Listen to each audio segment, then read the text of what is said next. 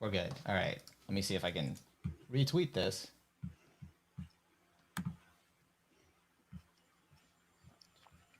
Let's do that.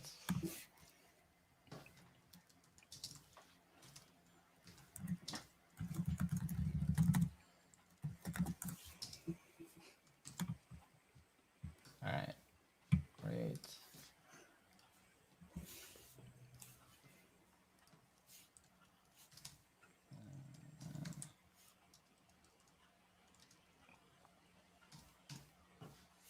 Okay, great.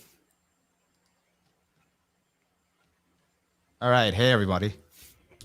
So, welcome to the Just Weaves podcast, where we take lighthearted and fun topics and we just throw them out. Because here we like to talk about things that stir up drama and get views. Because that's what we're about. No, I'm just joking. So with me today, I've got my co-host Shocking 807, and we've invited Pause and Select, or well, Joe from Pause and Select, to talk about a video that came up earlier this week that was by Gigguk. And I mean, I watched the video and I thought, and I think Joe shares the same sentiment after, thinking about it over the past few days. Like it's like a lighthearted, fun video, but there is some misinformation in it. Joe, if you want to clarify on that. Yeah, sure. So the fundamental thing is that what ended up happening. So the story goes. Okay, I guess to be clear. So I don't watch a lot of like anitube stuff. I don't watch a lot of anitube stuff, not because of any particular kind of distaste, but simply because I don't, have a lot of time. So somebody linked that in my Discord, and the sort of social media saliva monster that I am, I saw that link, so I clicked it, and boom, so I watched the video. And I didn't have a great time. I didn't have a great time watching the video. So what I ended up doing was I went onto Twitter, and then I effectively ranted about the video, and through some sort of strange social media voodoo magic, it got a lot more retweets and likes than I thought it was going to. And as a result, to many people in the Twitter community, I am now the no fun guy.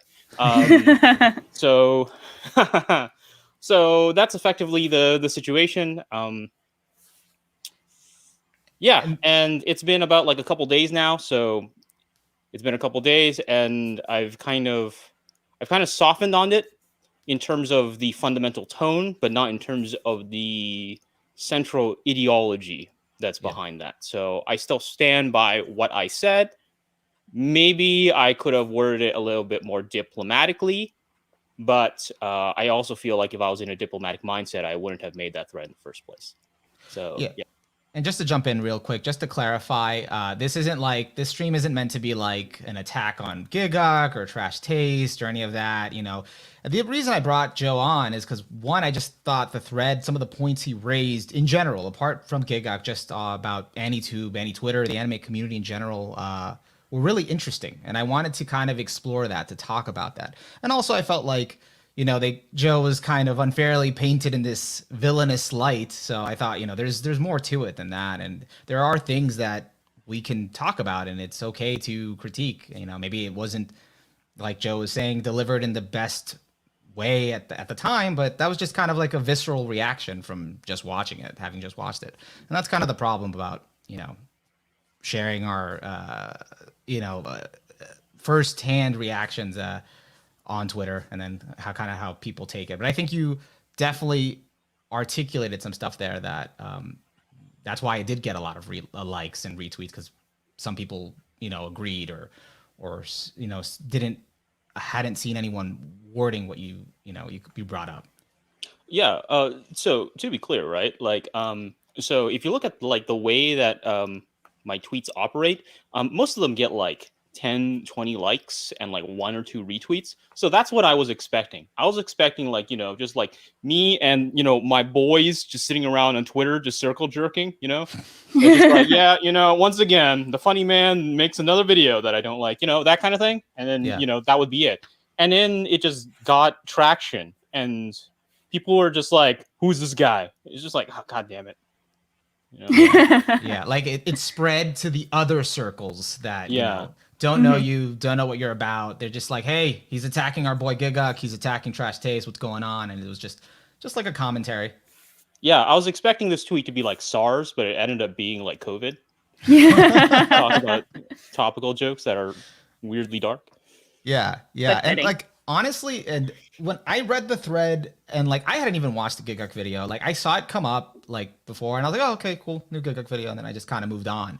And then I saw your thread, and then that made me like interested, as to I'm like, all right, maybe I should check it out just to kind of see. And Shah did as well, and for the most part, we we thought again it was mostly a harmless video. I like that he's trying out new content. That's good for him, and he's trying to do some new things. But maybe while doing that, I think you mentioned there was some looseness and rapidity, or rapidly, how he did his delivery to kind of get to his point where he kind of sacrificed some nuance in terms of what he was trying to do. And I don't blame him. There's a few ways to look at it. I think you brought up that this is his livelihood, so he has the time, access, and ability, resources to do something more. But at the same time, it's not the goal of his content. So I think, like, what are your thoughts on that? Well, so the fundamental problem that I have with that argument, right, is that like so one of the things that Gigguk never does in that video is that he never I don't have a good word for this, so I'm going to use this word. And I know it's a wrong usage of this term, but I don't have a good word for it. But he never functionally code switches his argument. And what I mean by that is when you take out, so one of the things is that a lot of people might not know is that I know quite a bit about the YouTube commentary community. And one of the things about the YouTube commentary community is that they've effectively built their content backbone on shitting on other content creators. Yeah. But one of the things that they also do is that they are also very clear in most of their videos about, don't go harass these people. There's a reason why they do what they do. If you ever see any kind of like commentary video on like, say, TikTok creators, they don't understand it. They hate the platform, all that kind of stuff. They don't understand why certain content creators blow up. But at the same time, they are also very, very clear in that they are aware of how that content blows up. There's always a sort of code switch moment that occurs in these videos where they say, but real talk, guys, or but at the end of the day, that kind of stuff, right? Yeah. And you can look at that, even in say stand-up comedy. Stand-up comedy makes all these crazy wild jokes. You might look at like say Dave Chappelle, and he makes like all these you can see him as like transphobic jokes or like sexist jokes or racist jokes and whatever, right? But at the end of the day, he says, but come on, man. And he sort of like has the code switch. There's the tone switch that says this part here is not meant to be comedic. This is where I stand ideologically. The thing about Gigguk's lighthearted video, this specific video, I'm not talking about his other videos because I don't know a lot of his other videos, but this specific video, there's never that code switch. There's never that moment where he says, but seriously, I know why this happens. It's just nonstop barrage of just shitting on it. And I know the reason why. It's because he doesn't want to actually get bogged down into any particular argument that somebody could say, well, this other thing, so and so and so forth, which, on some level, I can understand the intention behind it. But fundamentally, I disagree with, not saying, okay, realistically, this is why they do it. I'm still going to shit on them, but I know why they do it. And I think that is a sort of vital element of the comedic structure that has to be implemented in these sorts of videos, because what you're going to have otherwise is you're going to have people who come away from that video and think, well, I guess they're shit because they're shit, Yeah. So like, that's the kind of thing. There was never that code switch moment. I was waiting for that moment where he says, but actually there is a real reason why they do it. And it could have literally just been 1 to 2 sentences. It could have been 1 to 2 minutes where he literally just could have said, there actually is a reason. It's because of this. He could have literally mentioned the Red Bard video, which seems like one of his jokes is very similar to one of Red Bard's jokes. So that was really suspicious on my end. But he doesn't do any of that. Mm-hmm. It's, people might say it's simply, he wants to focus on the AI, but the AI, the whole premise of the AI is fundamentally built on this. The whole the whole AI thing is fundamentally built on this premise of like these titles are long and crazy and stupid or whatever, and he uses those words. He uses stupid, Mm-hmm. all that kind of stuff. I'm really sorry. I'm ranting. No, Sorry this about is that. No, this no, is this is super really interesting. good. I'm like, Joe, keep going. Keep Yeah, going. because one of the things we talked about specifically after, because I mean, I probably wasn't going to watch the video until we like decided to have this conversation. So I'm sorry if your thread made me watch the Gigguk video. I'm not sure if that's intended or not, but I thought it was really interesting because Onimaru and I had both talked about it, and we're like pretty big anime fans, but we're not super knowledgeable on light novels or light novel titles. So like we're kind of susceptible to the information being put forth. Like I didn't know before this conversation why light novels had those long titles. But we also did notice that at the beginning of the Gigguk video, he called them like stupid repeatedly. And I was wondering if he changed it to like maybe an equally effective but maybe nicer word like silly or excessive. That's how I would describe them. I wouldn't just be like light novels with these dumbass titles. I'd be like, they kind of have these like very detailed, very elaborate, kind of silly titles that are kind of a common joke in the community. Do you think that would have been better, or is it still kind of punching down on the titles too much for you? I think that would have been much better to Mhm. like call them goofy or silly. I think that to a lot of people they might see that as like sort of like very small kind of pedantry. Mhm. But it does sort of defang a lot of the implication that comes with stupid, because Mhm. when you're saying something is stupid, you're implying that the creator behind it is stupid, and that's Yeah. obviously not the case with the condition of way the sort of like the light novel and web novel sort of industry is. It's Mhm. not because they're stupid. There are very real and Yeah. necessary and practical reasons why it happens. Yeah. Also, I don't like the idea of like, you can just keep on using stupid as a punchline, because it's just Mhm. bad joke telling. It's just Yeah. like you can make different like that's kind of like the one of the other things, right? On the sort of so I don't know if this is really the right place to mention it, but like I'm really into a podcast, an incredibly irascible podcast called Cumtown, and they're they have incredibly strange and incredibly offensive jokes. But one of the things that they do is, one, they do code switch, despite Mhm. being a sort of weird podcast, they do code switch where they have serious moments and say like, no, for real. And two, they have joke variety, which Gigguk's jokes in that video a lot of times just really boil down to, damn, this is stupid. Wow. Are you serious? This is stupid. Yeah. Crash zoom, that kind of thing. Yeah. Um, so that's one of the issues that I kind of have with it. Mhm. Yeah. Yeah, I kind of agree too, because I think, I probably wasn't as I didn't have a really strong reaction to the Gigguk video, but I did find it was like it was interesting because for a video that actually has a lot of effort put forth, like he's crowdsourcing to create his own AI to make light novels. That's not just like like pranking people on the streets over light novel titles, not like the common like low effort YouTube content you would expect. Like he's putting a lot of effort forth in that. And it seems like, he probably could have spruced the jokes up a bit more just to kind of like match the level of effort he was actually putting forth throughout the rest of the video. And I agree with you. I think just calling something stupid, it's both like non-descriptive and like not super funny. Like if he did say something like, these are a bit overly detailed or kind of silly, they something like that, but they also are very memorable and get the job done. I think everyone remembers like my little sister can't possibly be this cute. Like it's a very memorable title, even though it's something kind of silly, but it like stays in your mind and gets the job done. So yeah, pretty much agree with you on that. Yeah, I this week I did watched Shabe's latest digest video, and he commented on it. And one of the things he brought up, he likened it light novel titles essentially to like a YouTube title, like kind of coming up with like a YouTube title to kind of distinguish yourself from everyone else kind of around there on the platform. And I find that interesting because it's marketing, and it's like you don't really call, whether a title, I don't know, like you don't really call them stupid. It's just kind of what you have to do to get that attention. And like the creator of the video is strategically trying to think of like, hey, what can I, how can I label this so people will want to click on it? Because at the end of the day, what matters is like you could make the most amazing, well-edited video, but no one's going to see it and unless, that thumbnail and title is on point. All that matters if people click.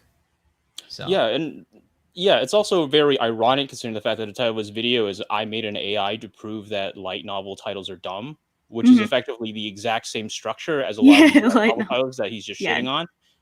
There's a sort of lack of self-awareness that kind of comes out of it, and I think it's part of it is not really Gigguk's fault, but I think part of it is simply because that it's very difficult for people to register that the sort of the material industry, right, that sort of like forms the substrate of how these things work, is that like they're both incredibly competitive environments. YouTube and light novel industries have quite a lot in I'm blanking of the word. I'm blanking out. In common. Oh my god.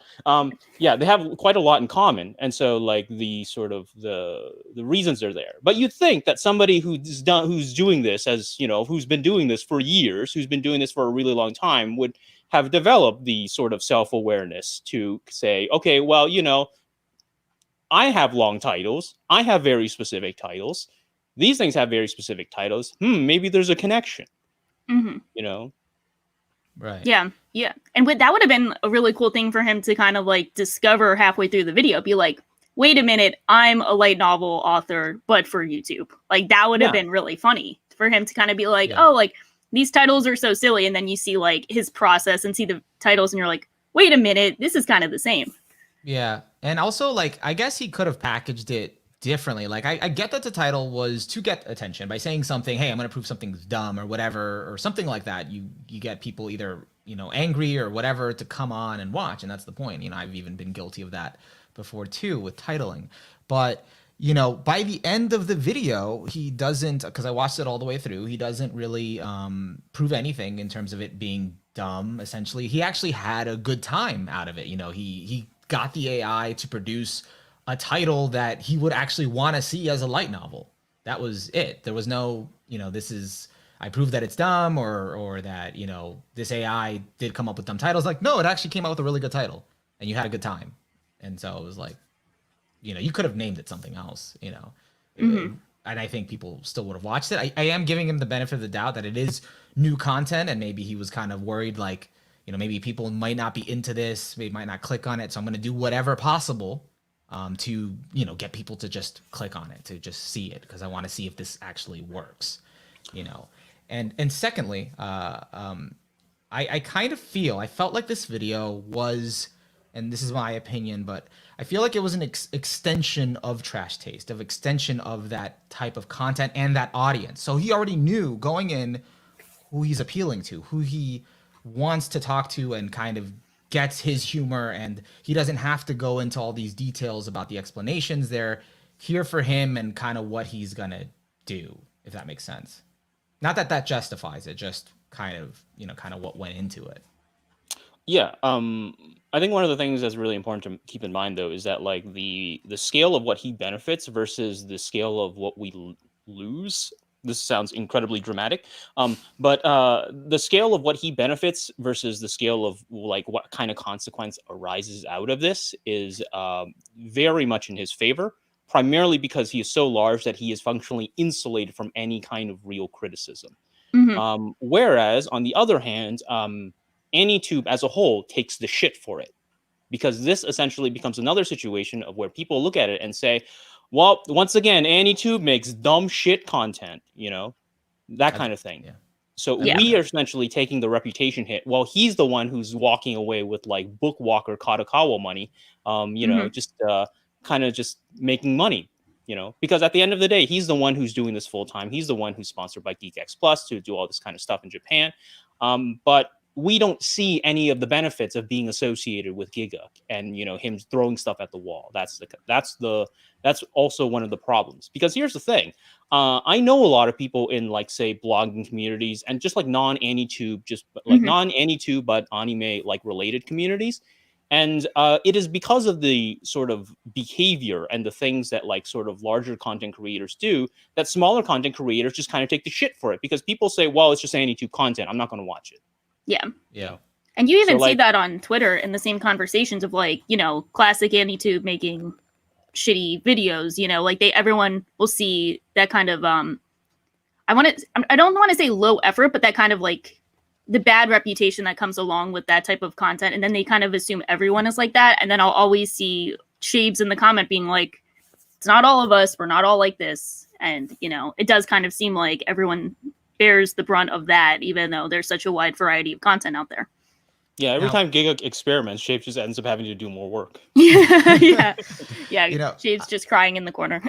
I don't know if I can articulate this well, but is it fair to lump all of AnyTube together? Because normally a lot of the times it is. It's all because we're all making content that is anime related. And, it's something adjacent or related to anime or being about anime, but it varies so greatly at times that does it even make sense anymore to, maybe in the early days, but nowadays to just put us all as we're just AnyTube?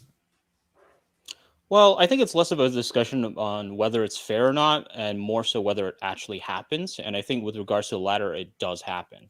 And so, like, as a result, well, it's not fair because AnyTube is an incredibly diverse place. So, like, but at the end of the day, whether it's fair or not, it doesn't matter, right? Because like it's happening. And so a lot of people who are trying to sort of not salvage, because that implies a sort of fall from grace, sort of soften AnyTube's reputation.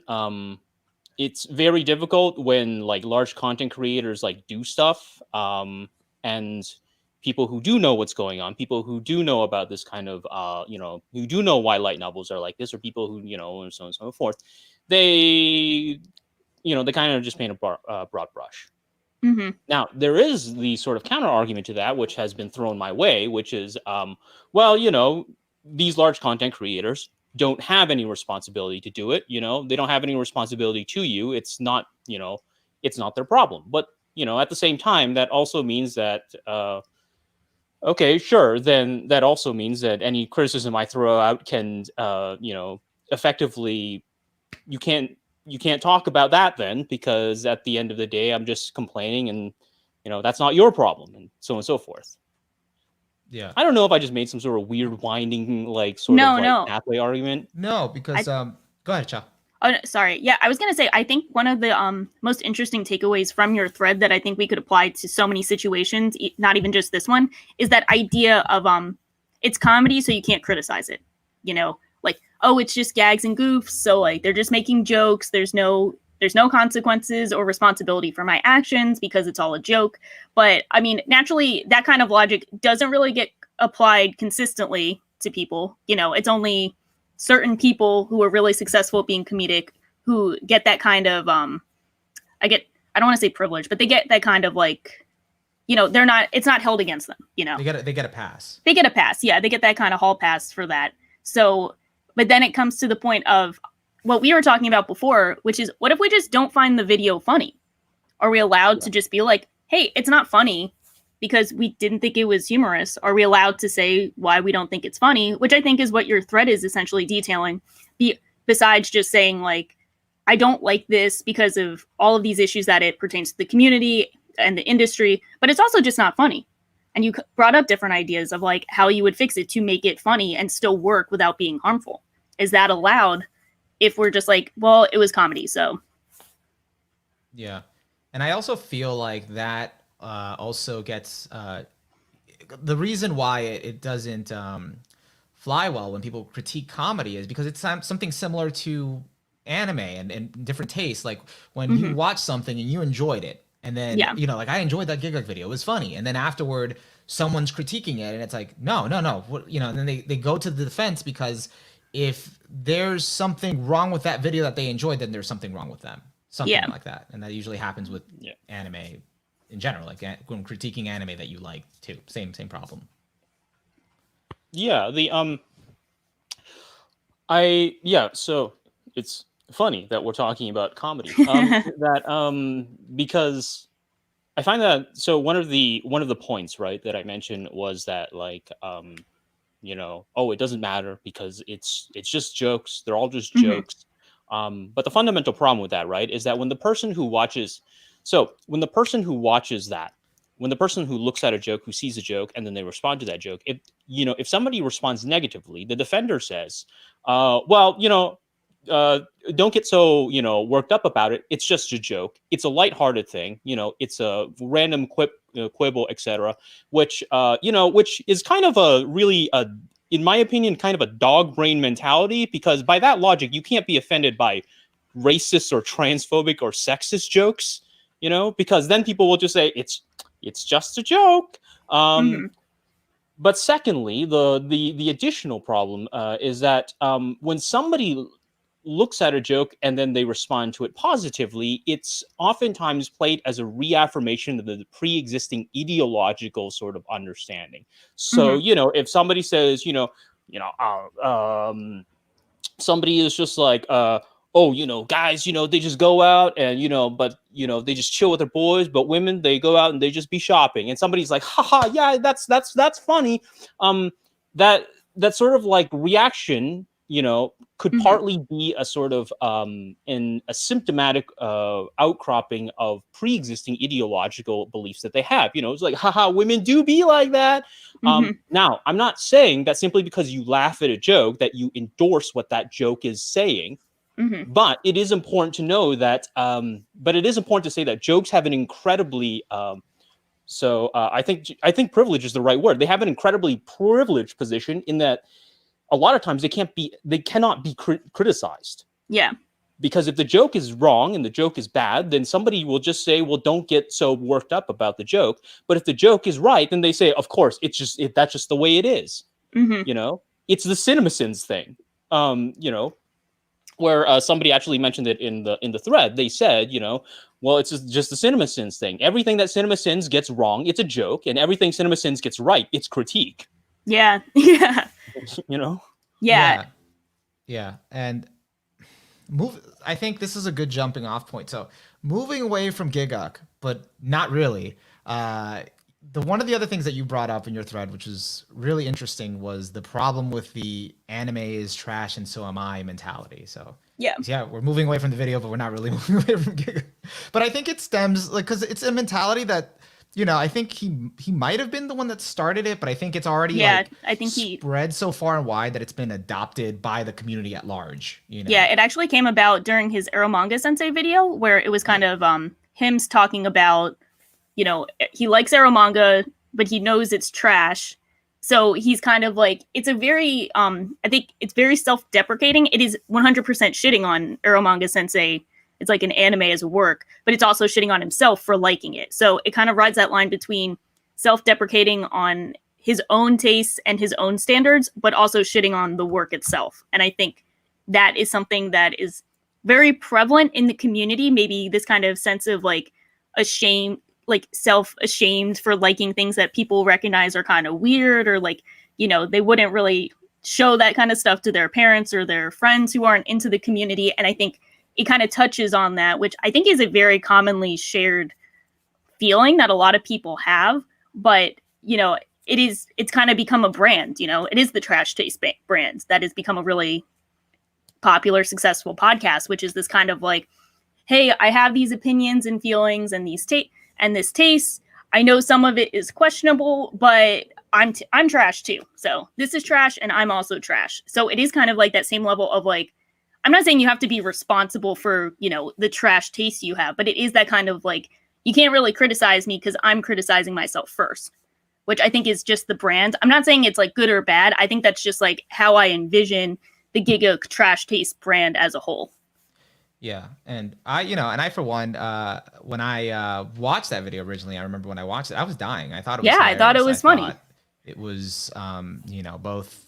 It was funny and also like empowering at the same time, like kind of in a way, because it's like, you can't call me trash. I know I'm trash, and then taking like pride in that. But, then over time, as it spread, there are times where I've questioned it. I've questioned, us kind of referring to everything as trash and just throwing that term around and kind of having that mindset. Yeah. Yeah, so the thing about this trash, like this thing is trash and so am I mentality, is that to me, in my perspective, it kind of just reeks of cowardice.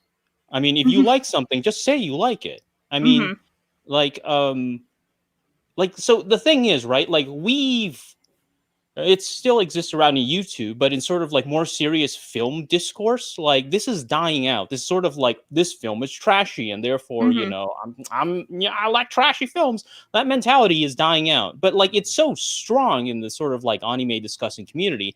And the thing about this idea of like something being trash, but I like it anyways, is that it functionally becomes a sort of like shutdown maneuver when it comes to any sort of serious discussion. So a good friend of mine, right? So I'm saying good friend because, you know, bias, nepotism. A good friend of mine recently released a video, The Study of Swords. He's talking about the sort of how some people in the sort of kill sphere, when talking about kill sphere, they talk about it with regards to overthinking. Now, here's the thing. We're sort of in a sort of climate where a lot of people do, you know, like legitimately think that Kill la Kill is a very, very complex show. It is a very, very complex show. There is an insane number of referential material in that show, and it's doing a lot of really interesting things. But one of the things that he notes is that when you look at the sort of mal reviews that shit on that show for essentially just being nothing but like boobs and turn your brain off action, they use the word trash. They just call it trashy fun material. And so in this context, you can say, for instance, well, you know, it's trash, but so am I. One, sell yourself a little bit more. You're worth more than that as an intellectual subject. And two, the material that you like is worth more than that. One of the things that sometimes people will get blindsided by is that, like, I have a 3x3, and people get completely blindsided when I have stuff like, say, Please Twins and Chobits on it, because they have this idea that for some reason that what must be preserved, what must be analyzed, is functionally the things that people consider to be good. But here's the thing, right? When we're talking about it in regards to sort of like theories of aesthetics or theories of things to consume, what defines what people is good is oftentimes buttressed by the things that people believe to be mediocre. It's the sort of mentality that people like Mary Douglas and Donna Haraway have talked about with regards to things like, you know, mud, you know, the idea of like worlding. You know, these things are good, but they're held up by a sort of language that has been maintained by the things that we think are bad. Oops, I think I hit something there. And so as a result, right, you know, it's that sort of meme mentality of just like this thing could, you know, this thing crawled, so this other thing could run. But that doesn't mean that the thing that crawled is not worth your analysis. It's not worth your engagement. And so this also is incredibly strange when we talk about in the context of like sort of like Bartesian punctum. So for anybody who's not familiar with Barthes, one of his last works is a book called Camera Lucida. It's a phenomenal book. It's a great book. Barthes is like the, you know, Roland Barthes. He's the death of the author guy. Everybody, you know, knows him as the death of the author guy. Yeah. But there's something funny about this because one of his last books, right, is called Camera Lucida. And the book is essentially a brief discussion about how he felt after his mother died, because he was very close to his mom. So she dies, and then so he's in this incredibly depressive, he's in this deep depression, trying to talk about how to sort of capture what he calls her goodness. So he goes through all of these photographs of his mother, and he can't find. He's just like, I need to find the perfect picture that encapsulates his mother. And then, boom, he finds it. But the problem is that this photograph is of her when she was 5 years old at the Winter Garden. So he says, well, hold on, wait a minute. I don't know how that's going to capture my mother's goodness because, well, I wasn't alive by then. She was 5 years old. So how do I know this photo actually does what it is I wanted it to do? How do I know? And so he develops this theory. He develops this idea of like how to understand art, specifically photography, but art in general, in regards to studium and punctum. Studium is the thing that we sit down and we say, we've been trained to understand it this way. These are the stories. This is how you do it. This is how you write it. This is what it means. These are the ideological things, you know, the framing, the shot, the composition, you know, all that sakuga, all that kind of stuff. That's the studium, right? Yeah. But then he also talks about punctum. Punctum is the thing that personally pierces you, that shapes you. And that's the thing that sort of affects you. And the idea about this trash taste mentality, this is trash and so am I feel like it sort of defangs the sort of punctum that these things actually feel. You know? Like, and so like you think about it, what if somebody grew up and then they said, well, what got me into anime? Well, it was Tenshi Muyo being, Yeah, aired on I remember Toonami, right? that. Yeah. Yeah. But then you go to that, philosophy tube. Then you go to that philosophy tube April Fool's video where he just he just takes the piss out of Tenshi Muyo because it's not a text that's worth analyzing to her. Sorry, I forgot for a second there. Because it's not a text worth analyzing to her. It's not a text worth analyzing. But who defines that? Yeah. Yeah, yeah, 100%. That was a fantastic way of describing it. I mean, there's so much objective versus subjective arguments in terms of analyzing art and media, and I love how you touched on that there's so much is considered like objectively worth analyzing, and so many series that aren't, and all the series that are considered just written off as trash or guilty pleasures.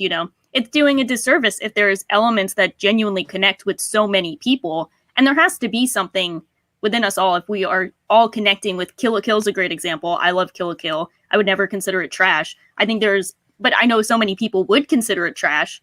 And it's like, there's so many things about Kill la Kill that connect with all of us.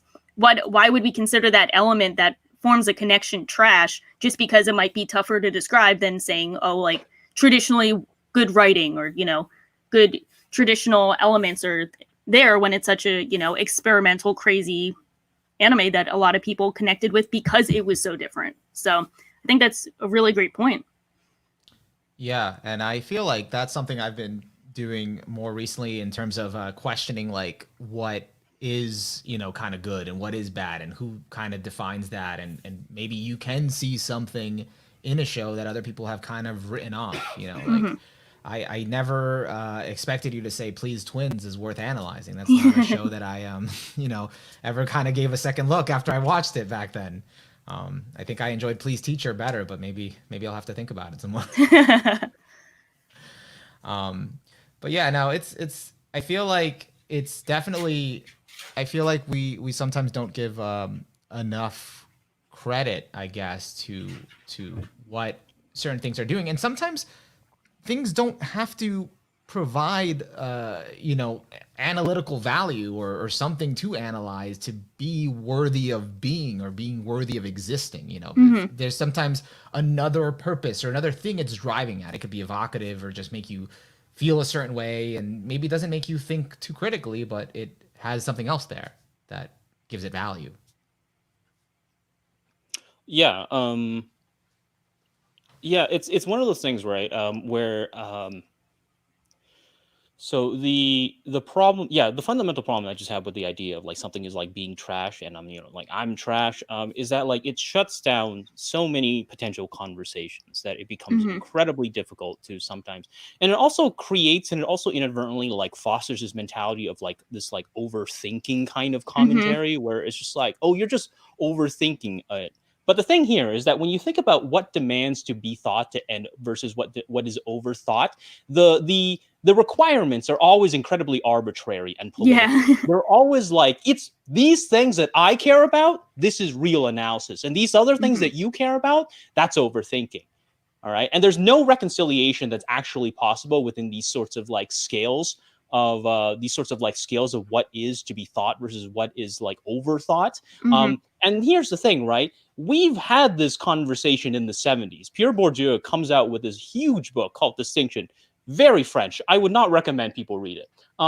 But he comes to this conclusion that like when we talk about stuff like taste, what defines like low class versus high class taste, they're incredibly arbitrary. Oftentimes they really just boil down to like capital and cultural capital that's being fostered. But for the most part, there is no sort of functionally innate thing. You look at sort of, say, like academic conversations about anime. They're not about who has the best taste or who has like the most sicko mode thing. They're functionally trying to come to some sort of way about how to grapple some of these things, right?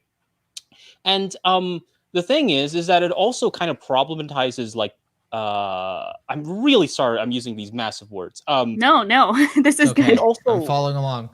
It also problematizes like potential sort of like vectors when it comes to like starting analysis. For instance, anybody who's watched Ichigo 100%, right? might look at it and say, okay, well, this show is kind of like a nothing show, right? Which, in my opinion, it kind of is, right? It just kind of adapts a few chapters of the manga and then boom, that's kind of it, right?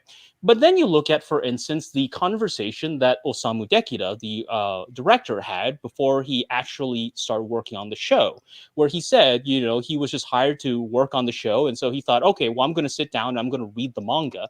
And then he gets into the first chapter where it shows her panties like right there in your face. And he's like, okay, this is a problem, because the show that it was originally going to be aired on, Fuji TV, he actually had some gripes about that because he wasn't entirely sure how to show underage panties on Fuji TV, because it wasn't a thing that was really done on that station. So as a result, Ichigo 100% all of a sudden turns out it's a show that kind of acts as a sort of starting point when we talk about the sort of fetishization of girls, especially underage girls in anime. It's a nothing show, but that nothingness doesn't matter. Mm-hmm. Because the point that's being made, the point that's being claimed, is in a very specific context. We're talking about the history of broadcasting and where it stands there. Mm-hmm. But if you say, but wait a minute, that show is trash, it shuts down the whole conversation. It shuts down the whole thing. Yeah, That's fascinating. Been my problem. Well, something, again, going back to what I was saying earlier, when I started these streams, I was questioning, because the thing I was trying to figure out earlier this year, still trying to do that, is kind of like how to define my own scores, you know, like scores for anime, you know, 1 to 10, what those mean for me.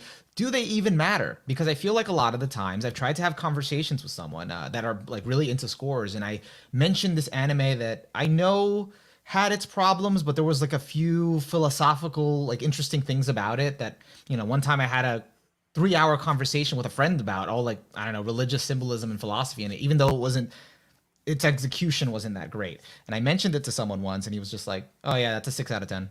And then that was kind of it. Like, that just ended the conversation. It's like, it's a 6. Okay. Did you not think about the other? No, it's a 6. I'm like, all right. Cool.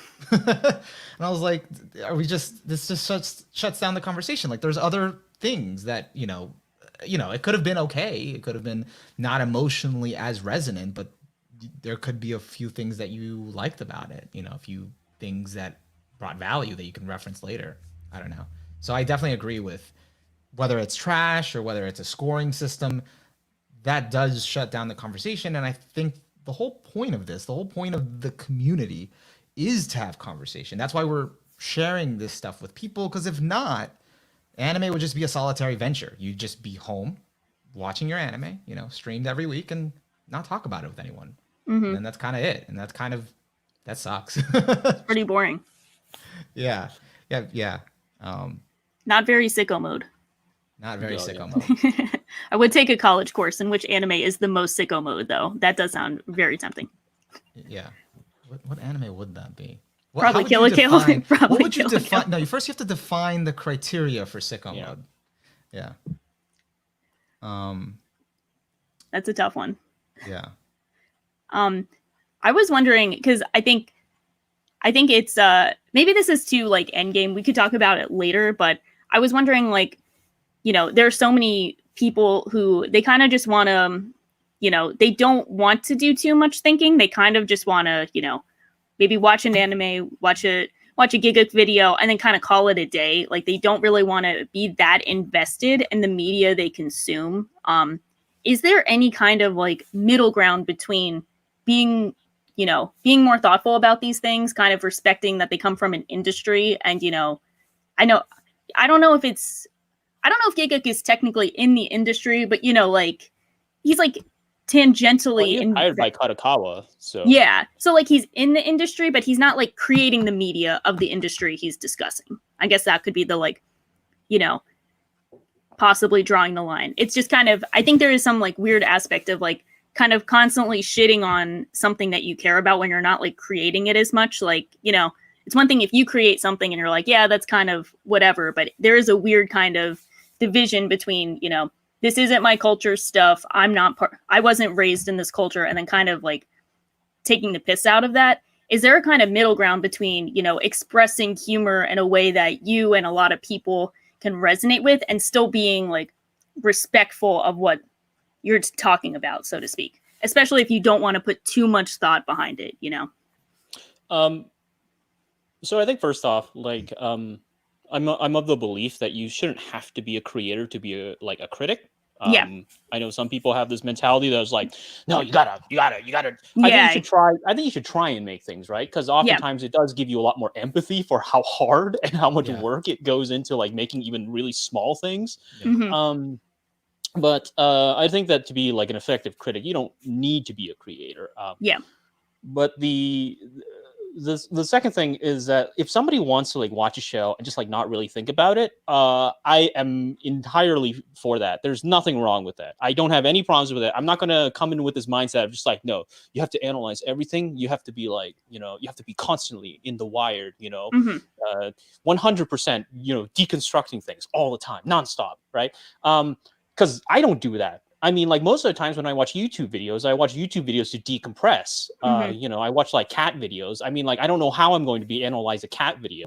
I'm just like, oh my God, look at the framing in like Mugo Mogu's like cat video right now. Gamaru's in the box. Joe, stop putting down cat videos. Okay, there's analytical value there. Oh no. So I mean, you might actually make an argument that there is some sort of weird parasociality, just like watching cats. But so, okay. Anyhow, so I think if you just want to watch something and not really like want to talk about it, because sometimes it's better. Well, most times, almost all the time, it's better like to not really discuss something if you have nothing to say than to just try and make shit up. Yeah. If you watch something and you don't have anything, if you don't have any real conclusions, just be all like, yeah, it's a show, whatever. You can like it, you can hate it. It doesn't matter. The only thing that is that if somebody comes in with a serious attempt at discussing something, don't be all like, yeah, but it's trash. Yeah. Yeah.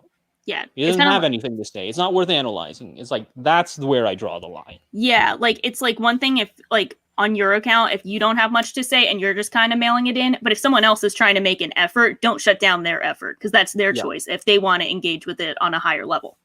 Yeah. I also think the other problem besides the trash bit could be also when people they want to speak about it. They go and talk about that anime, but they make assumptions about either the production, the way it was made, but they don't care to look it up. They just kind of speak from a place of ignorance and then want to make these claims about it from what they think, but they don't want to back it up or look more into it. When they do want to, they're starting to engage in the conversation for it. So then that presents a certain view of it that people that don't know will just take you at your word. And I think we're coming full circle, but okay. Yeah, it might be a bit too full circle. Yeah. Yeah, I think one of the things that a lot of people kind of like don't really keep in mind. So one of the things that's really important, right? Well, not really important. This is just an ego thing now.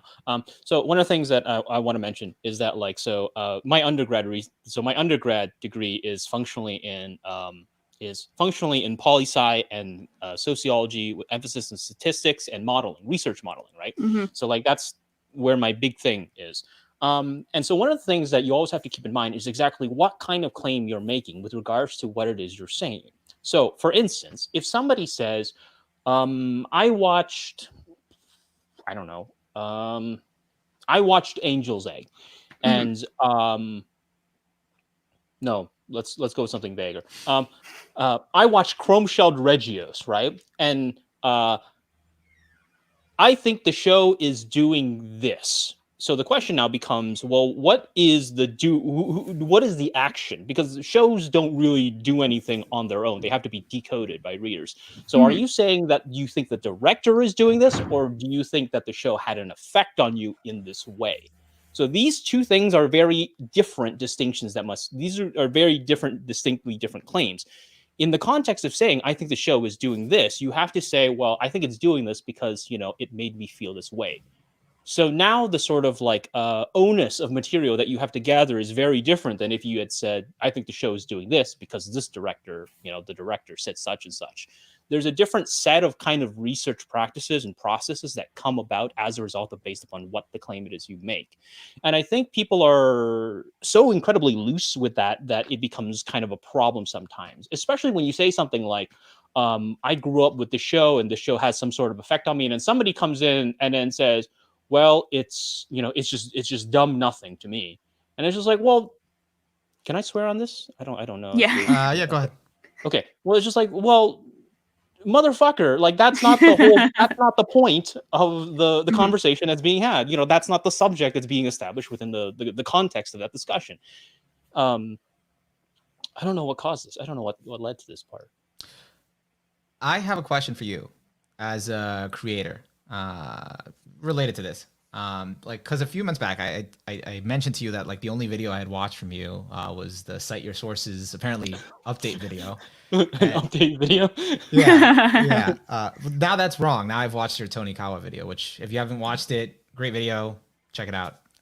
But about that one, so the reason I had looked that up is because I was, full transparency, been questioning my content recently for a long time, and I was trying to be more mindful of what I put out. And I don't know, I was thinking like, based on conversations that I have, I was questioning like, how much like research should you have, or how much should you have to do, or like, do you actually have to cite your sources? Like, what are cases where you don't have to do that, and what are cases where you should? And like, is that the case for every video, or is there, again, it's kind of like a case by case basis? If you're talking more subjectively, it's perfectly fine to just kind of say what you believe feeling wise. But then if you're making objective claims, then I think, is it necessary to cite everything that you are kind of saying?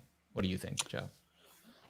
So I think that if you use a source from any other place, anytime, you should cite it. It's just sort of basic intellectual honesty. So let's say, and I think even if it's a source that seems like it's not necessarily something that needs to be cited, like let's say you come across somebody mentioning something on Reddit, they say, oh, this one scene actually kind of looks like this other, like, this other event or something, or it kind of reminds me of this other show. And you're just like, oh shit, that is the exact same scene or the exact same thing, right? You still should cite it, if only for basic intellectual honesty, because you didn't come up with that. So, you should at least give them credit. It's a very simple thing to do.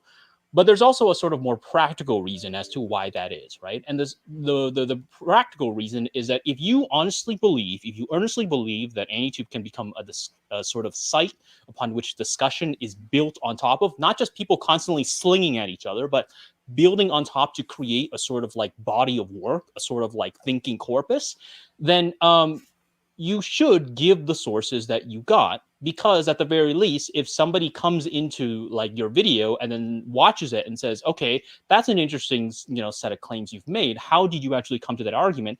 They don't have to work back the entire way. They can literally just look at your sources and say, okay, that's how the source situated. It's also very important with regards to sort of information and political transparency. Let's say somebody makes a video that says, this anime is actually an incredibly strong, and it's super cool, and it does all these incredibly empowering things. And it also tells us, these particular truths and, these particular claims. And then you look at the sources, and then you find out they're all from like Chinese propaganda websites. If they had not cited those sources, you wouldn't know. Because they would have just run with it. You'd be like, well, okay, all right, I guess so, yeah. And this is especially problematic if if it's from somebody you trust, because like it or not, people do, value particular claims more by people they trust. That's kind of how Brexit happened. Yeah. And so like, it's also, how can I describe it? It's also a basic sort of, it's also treating your audience like adults, right? Because if you don't cite your sources, you're essentially saying, not directly, but you're essentially saying, well, they're not going to need it. They're not going to use it, whatever, right? But don't treat your audience like children, Yeah. It's up to them to decide whether they actually want to like go through the work or not. So one of the things, for instance, one example is my Boku Girl video, Boku Girl per performativity 1, Boku Girl anxious body. A lot of it talks about it in the context of sort of like more challenging performativity texts, specifically Judith Butler. I cited, all that kind of stuff. And you know what? People did go off, and then they did go off and read Gender Trouble. That's not an easy book to read. They went off and read Gender Trouble. And then so they come back from this and say, okay, yeah, this is actually pretty interesting. Not the video. I think most of the comments on the video are just like, "I like woke girl." But they come back from gender trouble, and there's like, this is really interesting, and I think that's an incredibly valuable practice as a result, because by treating your audience like adults, they're able to come to like particular kinds of conclusions or whatnot that are really really helpful. Another example would be like the Isekai Part 3, where I use Kristeva's concept of abjection, the idea that bodies with regards to things that it is not. One of my viewers actually DM'd me and said, "Hey, wait a minute, you used abjection to sort of like come to your claims, but have you perhaps considered Robert Esposito's Immunatus?" Because they know that this is the sort of like bedwork I'm working with, they can sort of come in and then say, "Well, how about this? This actually might be better." And so it just helps everybody all together. It also kind of helps when you're sort of having to. It also kind of helps when people don't have to constantly dig for sources nonstop. If somebody says, the history of Digimon or something, and then they got all the sources listed, if you make a Digimon video in the future, you don't have to be like, "Oh shit, where the hell do I start?" You've already got somebody who sort of like has a sort of breadth of work that you can start with, and then you can be all like, "Okay, well, this source I think is bullshit." And, that's fine. That's your decision to make. But these are some of the benefits that like citations have. Now, on the flip side, if you don't have citations, what are the benefits? You have a shorter YouTube video description. Like you can pretend like you're some sort of authority on something. Like, you can pretend like an argument that you made is like something you came up with organically out of nowhere with no like sussing. Like all of the reasons, all the benefits to not citing something are, in my opinion, either really lazy or slimy. And I could be wrong. Maybe there is a really good reason, but I just have not found one yet. Now, what if the purpose of the creator's content, and I hope I'm not circling back again, but is to like be more personality based, to be more about them, not as much about to be informative, more entertainment, more just kind of they're just simulating how they react to the anime they've watched, how they engage with it, and that's what they're presenting to you. So it's not, you don't need to kind of take them at their word. It's just kind of like, that's just how they kind of engage with it, and that's what they're trying to show you. This is how my experience was with this thing. Well, so once again, right, this sort of boils back to the sort of like, okay, so let's say you say something like, "I think the show is doing this." I think it would be incredibly unfair for someone to be like, "What's your source on that? What's your source on that?" Right? Because it's just their opinion. There's just their reaction to something, right? But if they're making a claim, like a sort of like an exact claim by saying like, "This show, this show is, when it was being worked on, this show was, this episode was worked on by this animator," right? Yeah. If they're saying that, even if it's like in a jokey video or something like that, if it seems like a claim that's being made, if they're leveraging some sort of like knowledge or sort of authority, then it should be cited. And this is even more important in the context of something like, say, a funny video, because the thing about funny videos or lighthearted videos is that they're selling the person. They're selling the sort of the performer that's there. And so as a result, they are more likely to develop a sort of parasocial relationship with their viewers. And the thing about that means is that their viewers are more likely to trust them. If I'm some guy, so look at it this way. I'm just like some guy making a video about how, I don't know, like anime A talks about war crime X or something. People might come in and say, "Well, this is a super serious guy talking about how thing is reference to some sort of war crime or whatever." People will come in geared to sort of try and directly engage with that. But if I come in and say, "Whoa, look at these, whoa, ho, kooky war crime," they might be saying, "Oh, ha, ha, ha," very, it's a sort of self-selecting system. Because the people who come in that might engage with that might say, "Well, this is just a funny video. I'm not going to care about that." But the people who are more susceptible to the sort of the comedy that's being established are going to say, haha, that is kind of funny that it does do these kind of things. Wow, whatever, haha. It leverages a very specific, different kind of relationship to sort of sell whatever it is it's trying to sell.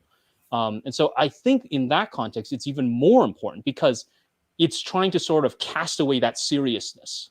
It's sort of it's a sort of very Zizek'ian kind of concept of ideological power, where it says, so Zizek, right, the living raccoon man himself, he has talked about how the people who are the most ideological are oftentimes the people who believe that they're like outside of it.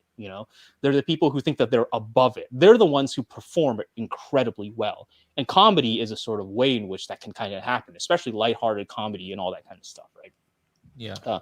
So I think it really boils down to what kind of claim it is you're making. And then if that claim does demand actually a source, then, they should source it still, Yeah. And what about, like, on that note, and Shah, if you have anything else you want to ask, or you can just jump in here, because, but on that note, like, what about the jokes that have already been sort of established in the community, and it's kind of not a source thing, it's just kind of an observation, and whether it's wrong or right, but now it's kind of, that association is already there, so people just kind of go off of that, whether it's in an anime's budget or budget. the budget issues, the budget kicks in.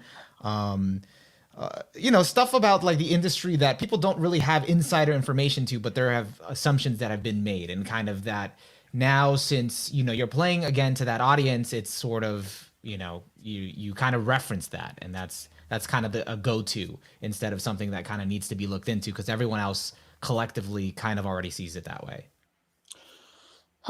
So I understand the general idea of like a sort of like ongoing joke or a recurring joke within a community. And so it's one of those weird things where, like, on paper, I think it's fine. But the problem is, once again, to sort of think about who is this joke for? Because if it's just a bunch of people who are just sitting around, harping on budget, like a bunch of lemmings or something. I don't know what kind of animal repeats itself. I don't know. Anyhow, so if it's just a bunch of people sitting around in a circle, like harping on budget or joking around budget, but if they all know that budget is not the thing that defines good or bad animation, then that's not a problem, right? It's just some sort of weird joke. But let's say somebody else comes in. Somebody else comes in, has absolutely no idea what's going on, and then they just keep hearing the sort of budget jokes sort of circulate around. They might legitimately think, oh, I guess it is a budget problem, So that's one of the sort of like effects of it. So you can say, well, it's just a joke that's kind of constantly been thrown around as a kind of, goofy kind of thing. But the problem with that is that, one, you can't control exactly where it goes and who it goes to. And also, two, you can't control who it changes its minds with regards to. So you can't be all like, oh, no, remember, it's just a joke, because it's every time the budget joke comes up, it's never going to come up with, some sort of like legalese, like written caveat asterisk. We're saying, warning, this is actually not a joke. It's just going to be circulated as is. Now, does that mean that insider jokes are does that mean that insider jokes are bad, or and that sort? No, not necessarily. But the problem, of course, is that when people do push back on that, when they say, well, hold on, wait a minute, guys, it's not actually a budget thing, that's when you get into situations where people just throw the wall up and then they say, well, it's just a joke. That's the problem. That's where it becomes the problem. When they say, well, bro, come on, it's just a joke. It's just a joke that this community does, Yeah. And then it's like actually like can be pretty harmful, especially in certain cases where, people take their frustrations out on the staff members they can find on like Twitter and social media and stuff. And, they take a lot of misconceptions out on these people, like I'm not sure I'm sure you're probably aware, but possibly didn't see in real time, like all the issues with MAPPA and the Attack on Titan staff where, people think that Mappa and the Attack on Titan staff are responsible for the scheduling and the quality and the budget when it was made by a production studio. But if you just constantly joke about like Mappa budget, they're not going to realize that like these individual people are not actually responsible for the quality on a higher level. So, you know, it's like you can see the snowball effect, and that it actually does like the level of ignorance being propagated by people for the sake of a joke, like anime budget, LOLXD, you know, it actually comes back to these people and they're like, hey, stop harassing us on Twitter. Like, you know, and it can be really harmful like that. So I think some people might not be aware that a lot of that does come from like the misinformation that's spread on how like anime is created, the scheduling, the production, where the money goes, etc. Yeah, and so I wanna cite an incredibly dramatic example that's not anime related. So sorry about that. But incredibly dramatic example that everybody probably knows is a dingo ate my baby. It sounds familiar. It was an Australian woman. It was an Australian couple who went out camping, and then her baby went missing, and then she said, "Well, the dingo, you know, a dingo ate my baby," and she was eviscerated internationally in media. You know, the whole joke of, "Oh my God, a dingo ate your baby," et cetera, et cetera. Everybody thought that, you know, she was just hysterical. She actually went to prison because they thought she killed her baby. And then it turns out years later, they found the remains of her baby in a dingo den. Oh my God. Because it ate her baby. But Kinda here's wild. the thing, right? It was circulated as a joke.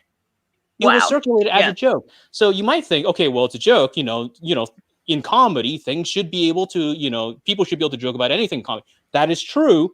Yeah. But at the same time, that circulation of that joke became fact to a lot of people. The only thing people knew was that the dingo, you know, was the dingo ate her baby, and then that it was a joke. Because the ideological contour was that the dingo didn't actually eat her baby, because dingoes don't do that, because they just look like cute little Australian doggos, you know? Yeah. She must have killed her baby. But it turns out, you know, this woman was horribly maligned as a result of that. You can also talk about it in the context of, like, say, you can also talk about it in the context of, like, say, the McDonald's hot coffee. I was thinking of that You one. know? Yeah, I was thinking of that one. That was a joke. That was you know, spread as a joke. You know, you got Kramer spilling hot coffee on himself in Seinfeld and all that kind of stuff, right? That was wielded as a weapon to sort of hide the fact that, no, this lady got burned horribly, and she tried to get them to pay for her surgery, and they just would not buckle. Yeah. You know, and then when the judge finally ruled on that, what happened? Well, it was presented as like, oh my God, she spilled hot coffee on herself and she got, you know, like $10 million for that. That's the problem, right? Yeah. You know, jokes are incredibly, so there's nothing wrong with a joke on its own. The sort of like imminent thing, there's nothing wrong with a joke on its own. But the whole I was about to say porpoise, like dolphins. But the whole purpose of a joke is for it to be relatable and also for it to be transmittable. You know, it spreads like wildfire, but it also sort of feeds into pre-existing mentalities about certain things. Yeah. Now, that's not necessarily wrong on its own, but if that joke is built upon potential misunderstandings or potential sort of political or certain intentions, or if it shapes things in specific ways, then some of the trouble now, of course, is that it creates a sort of particular mindset or culture associated with that joke. So if you have enough people harping on budget, eventually people are legitimately going to think it is a budget thing. Or if you have enough people harping on, say, you know, this thing is trash, but so am I, then enough people are just going to legitimately just go with, yeah, it is trash. Yeah. Yeah. And actually, one of the things I saw brought up too with this whole conversation, and even before, you know, kind of moving away now from, I mean, it's still related, but like the whole joke thing is sort of the whole Orientalism, weird Japan kind of thing, which I think comes about a lot because of one, misunderstandings, misconceptions, but also it's a Western audience engaging with, you know, kind of culture that's not really their own. So there's a lot of, again, things they don't really understand, and they're just kind of just seeing it through a Western lens. Yeah, so I'm very So once again, right, this is one of those things that can be easily solved just with some basic code switching, you know? You could be all like, haha, wacky Japan, or haha, wacky kind of thing, right? Well, I wouldn't personally, right? But if somebody was just like, haha, wacky Japan because of this thing, I'd be all like, okay. But you would have to be very serious at some particular moment, right? You know, you'd have to be like, at some moment, you would have to say, but no, seriously, there's a reason why this happens, you know? It's not because that they're just some sort of wacky kooky samurai, you know, country or something. There's a reason why this particular thing is occurring. You know, like, can you imagine if somebody literally just did nothing but just, well, you don't have to imagine ER does this. Well, you know, if somebody just constantly make anti-Semitic jokes nonstop, you know, you would functionally, you would be the same thing as ER, where you would just cultivate the anti-Semitic audience because there's never a code switch moment where you say, no, okay, but seriously, guys, you know, like, this is like, guys, for real, this is a joke. I do not actually hold this belief, you know, like, that's a sort of like problem that's associated with this. And it's also kind of weird because, once again, the sort of like weirdness is incredibly arbitrary. One of the things that, so one of my friends linked the sort of like, we tried all these weird Japan sex toys or whatever, right? Like one of the trash tape videos. Yeah. One of my friends mentioned something funny, which is that like, he said that like, it's kind of funny that they're doing this video, even though like over here, you know, in the West, you know, we got like dragon dildos, you know? Yeah. So it's just like we have our own set of weirdness to. Yeah. Like, so why are we pot-shotting them? Yeah. Yeah, sorry to cut you off on that. I think that's interesting to see because I think I'm not sure if you mentioned this a bit earlier, Onimaro, but like I think there is that kind of level of like not really understanding the culture, at least in like the otaku space, you know, thinking back to something like Arrow Manga Sensei, like why do we have a series dedicated towards sexualizing like a younger sister and like this like incestual relationship? So a lot of that comes back to like trying to cope with like humor and being like, Japan kind of weird, but you know, where do you think is kind of the line of being like, okay, but this is how we could explain like why it's so weird? Like, do you think there are explanations for all of the kind of weirdness in the otaku medium, or do you think that like we need to kind of like, you know, at least put the research forth to try and figure that out? So I'm not entirely sure, to be honest. I'm not entirely sure. But I do think at the very least, if you want to explain or if you want to like talk about like why something is or what something is doing, before you just say, well, it's just doing it because it's weird. Yeah. You should at the very least try to have some sort of argument as to why it might be the case. Yeah. Which I think in Gigguk's case is even more annoying, considering the fact that he lives in Japan and he's like under the umbrella of a large publisher. So maybe I'm wrong, but it seems like he could get access to these sort of resources. Yeah. Like, I think that's something that's really important, right? That a lot of people kind of don't do. But something I really stress is that you have to scale your expectations relative to the resources of the person you're talking about. You know, it's like these people live in Japan, they work in Japan, and they're not like some like Eikaiwa English teacher in Japan, right? They are people working for a massive publishing firm, and they can get access, in theory, to some of these people. They are managed by people. They live like deep in the heart of Tokyo. They can do this kind. I think they live in Tokyo. But like they can do these kinds of things. They can reach these kinds of people. They can get there. You know, so. But like some guy with like, I don't know, 800 subs on YouTube saying the Arrow manga is kind of weird. I don't know what's going on, but Arrow manga is, you know, whatever. It's kind of weird, right? You have to scale the expectations relative to exactly what kind of resources they can get, you know? And so in this context, you can say, well, you know, he doesn't have to talk about that because it is just kind of weird. It's like, well, this is his job. He lives and works in this industry and in this field for a living. And the thing is, he's got a lot of known people following him. Yeah. So they clearly value his opinion, including people who work in the anime industry. Mhm. So they clearly value his opinion to at least follow him on Twitter and be all like, yeah, you know, he's tweeting about, I don't know, Devil is a part-timer season 2 or something. I don't know. Like, Mhm. so in this sense, there is some kind of sway, you know, like, Yeah. So yeah, sorry, going. Joe, No, I no. have a question for you about. Sorry if I cut you off, Shah. About the code switch. So, if that were to be employed, you know, kind of in a video like this, an entertaining, lighthearted video, like where does that need to come early? Does that come in the end? Because what if the concern for the creator, you know, creating like an entertainment video, is that kind of either ruins the flow or kind of just there's an awkward point that you're in the middle of a joke and you have to stop and be like, well, actually, you know, this what I'm saying here isn't it's just a joke, guys, you know, that you have to clarify. When does that, how late can that happen? When can you do this code switch if you were to insert it? Most commentary YouTubers do it right at the end. Mhm. Yeah, they do it right at the end, right before they do the whole like subscribe, hit the bell notification shtick. You know, they do all the whole sort of like fun, gooby, you know, all the fun, gooby sort of like dunking kind of stuff.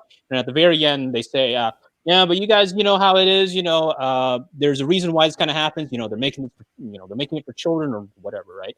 They have that, they got that code switch right at the very end.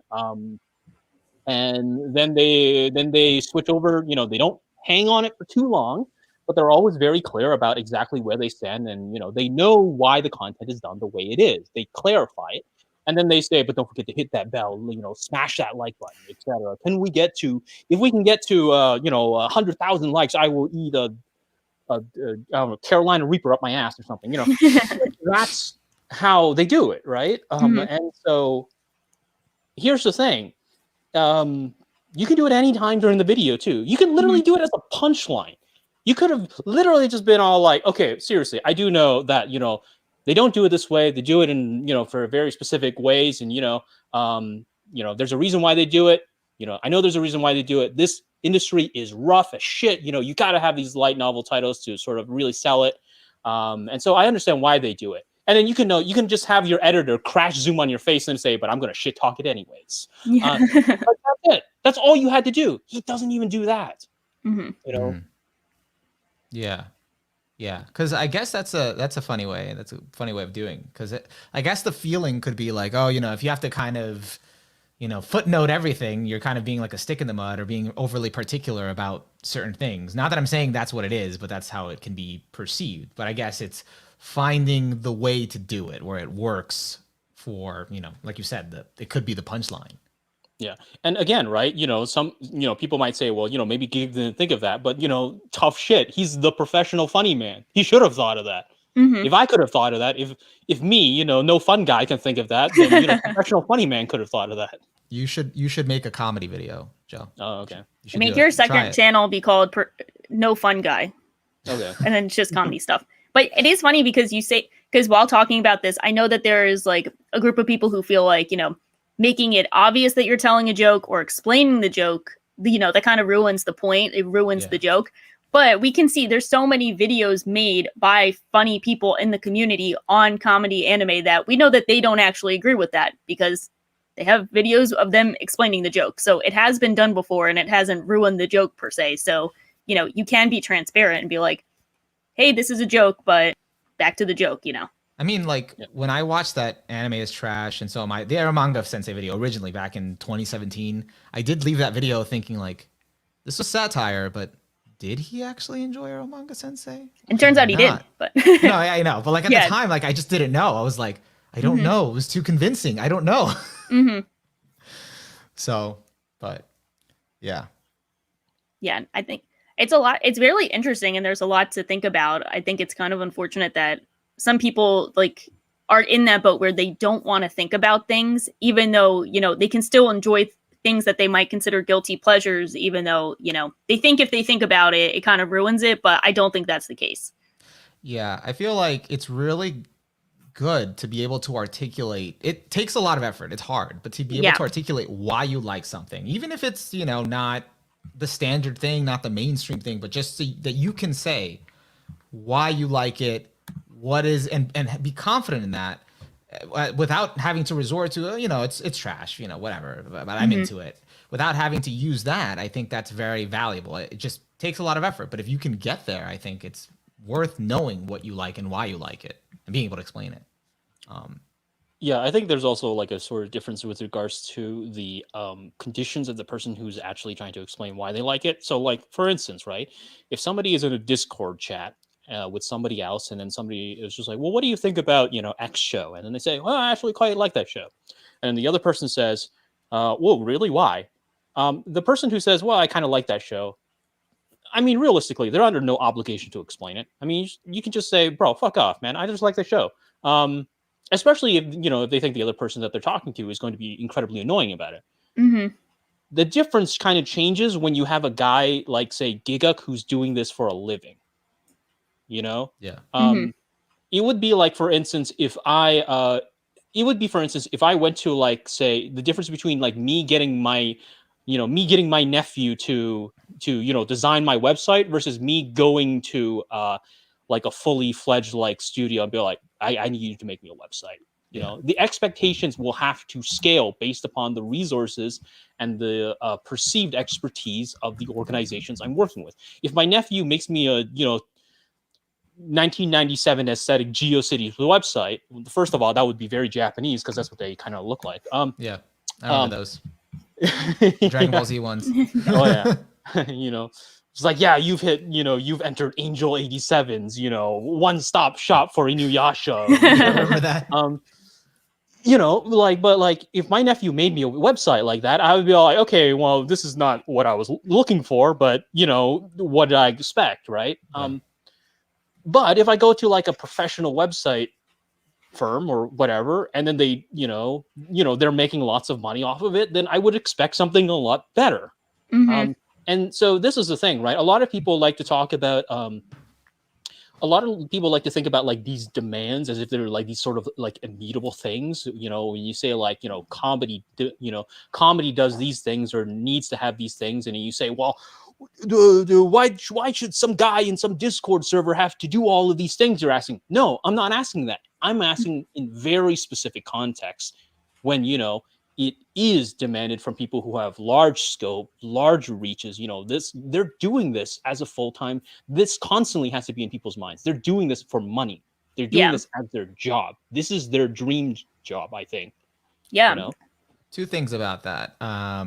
First thing is, I think, and I'm just trying to think from the perspective of the people defending, someone like Gigguk or someone that, they enjoyed the video. Besides them enjoying the video, it's also, like you said earlier, they like this person, they trust this person.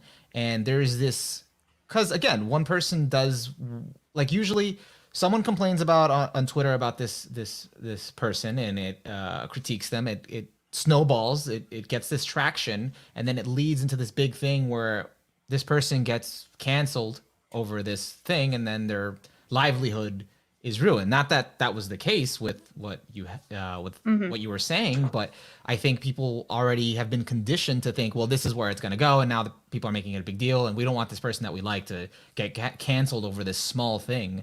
Again, not your intention or with what you were, in your thread, but they were probably already had that in the back of their mind, and that's why they get extra defensive about it. And then secondly, this isn't so much about that, but in regards to what I was saying before about being able to articulate why you like something, I totally agree. Like on Discord or whatever, like, no one really needs to know your reasons, fuck off. But I think I said it more from I think it's valuable to, I don't know thyself, from a Socrates perspective, to kind of really, it's just so valuable to get to know for your own personal enrichment why you like that. Even if it's only for you to tell yourself, so then you can kind of walk along knowing, hey, I like this because of this. Yeah, I think it's interesting you said that, because I was going through the Twitter replies and quote retweets, seeing obviously peak humanity at its finest in quote retweets on Twitter. And I saw one dude saying, one of them that stood out was, why are we canceling Gigguk? There are so many genuine creeps in Anitube. Like, why go after one of the good ones? And it's like, he's not canceling him. He's just saying, I don't like this video, which is like kind of speaking to what you were talking about, Onimar. Like, you know, they think that like you say one negative thing about someone or offer criticism and you're trying to end them and their career, which is like obviously not the case. Yeah, because Joe did say in a follow-up tweet, like, hey, I have nothing against them, no ill will, but, you know, I guess the damage was done. You know, I even saw a comment which was like, hey, pause and select, or, you know, is an extremely intelligent guy, but he's very defensive about isekai light novel trash. You know, Gigguk's videos have a comedic right vein. there, they just throw the trash out. I know, it's like the trigger word now. It's like, did they say trash? Like, how dare they? Gigguk isn't the guy to explain why the titles are like this. You know, it's like, it's a video that, you know, he can never ever bring. So why are you expecting that? Yeah. Sorry. It was that. I wasn't sure if that was a question. No, because mine kind of. Sorry.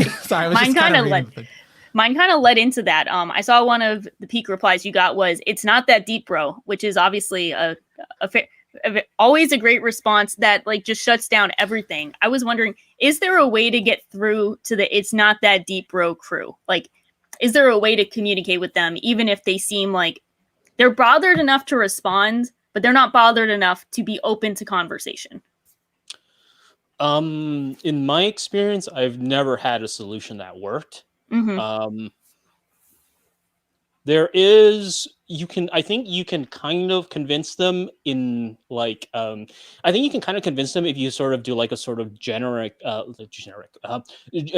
sort of quasi-Socratic breakdown, but that has, you know, like, so it's like, okay, you know, why do you think it's not deep? And then, you know, they give you a reason, and you sort of break down from there, and you sort of like find the sort of like the point that sort of doesn't, the sort of sublime point, right? That doesn't make sense, and then you sort of work backwards from there.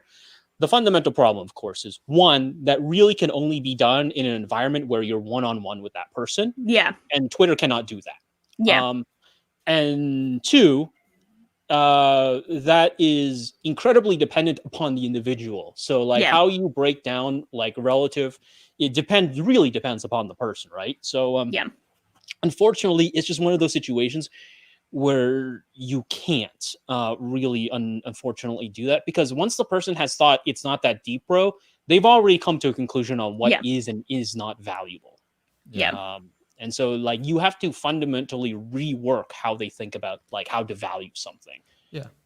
Because it's not that deep, bro, is saying it's not that deep to them. So if it's already something they're not invested in, you know, you're gonna have to convince them that they should be. So but there's also a double lensing into that, right? Because they're not just saying it's not that deep to them. They're not even aware that they're saying it's not that deep to them. They believe that it's not that deep to them, and that is an objective universal truth.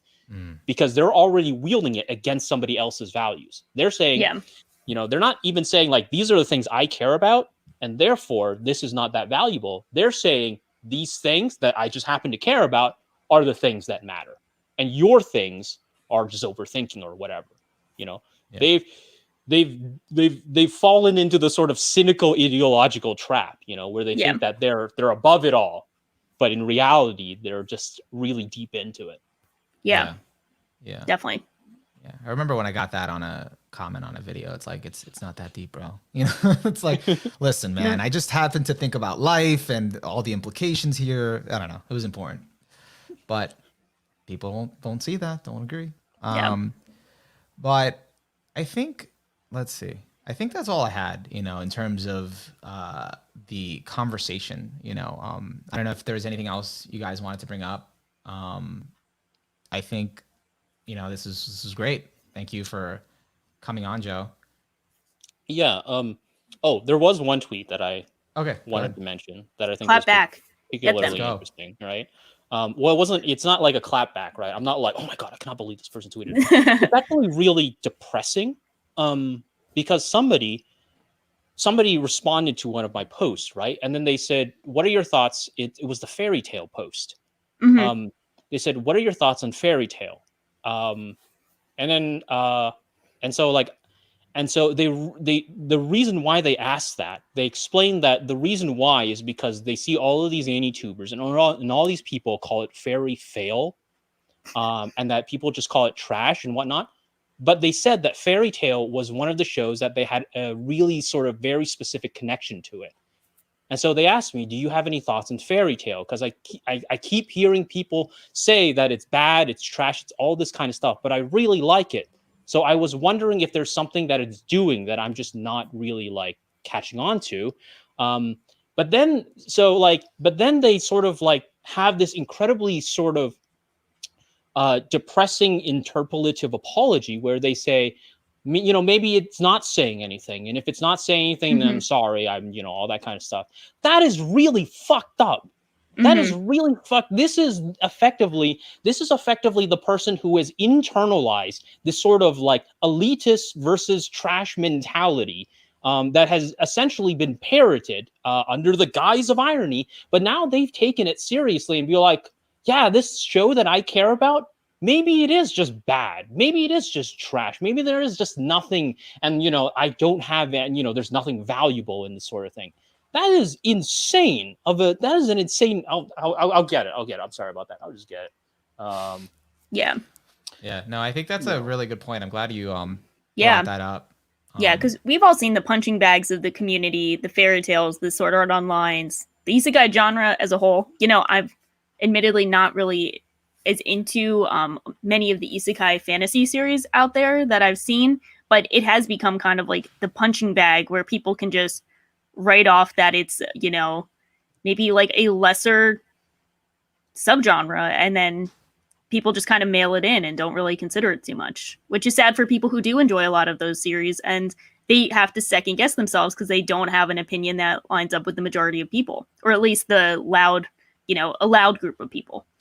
Yeah, like, I was very disappointed by Fairy Tale, when I used to read it and stuff like that. But I know that there are some people that feel strongly about it and connected with it. So I try not to, kind of like, I don't know. I don't try to trash it. It's kind of like, I just feel like, oh, that was my experience with it. So, yeah.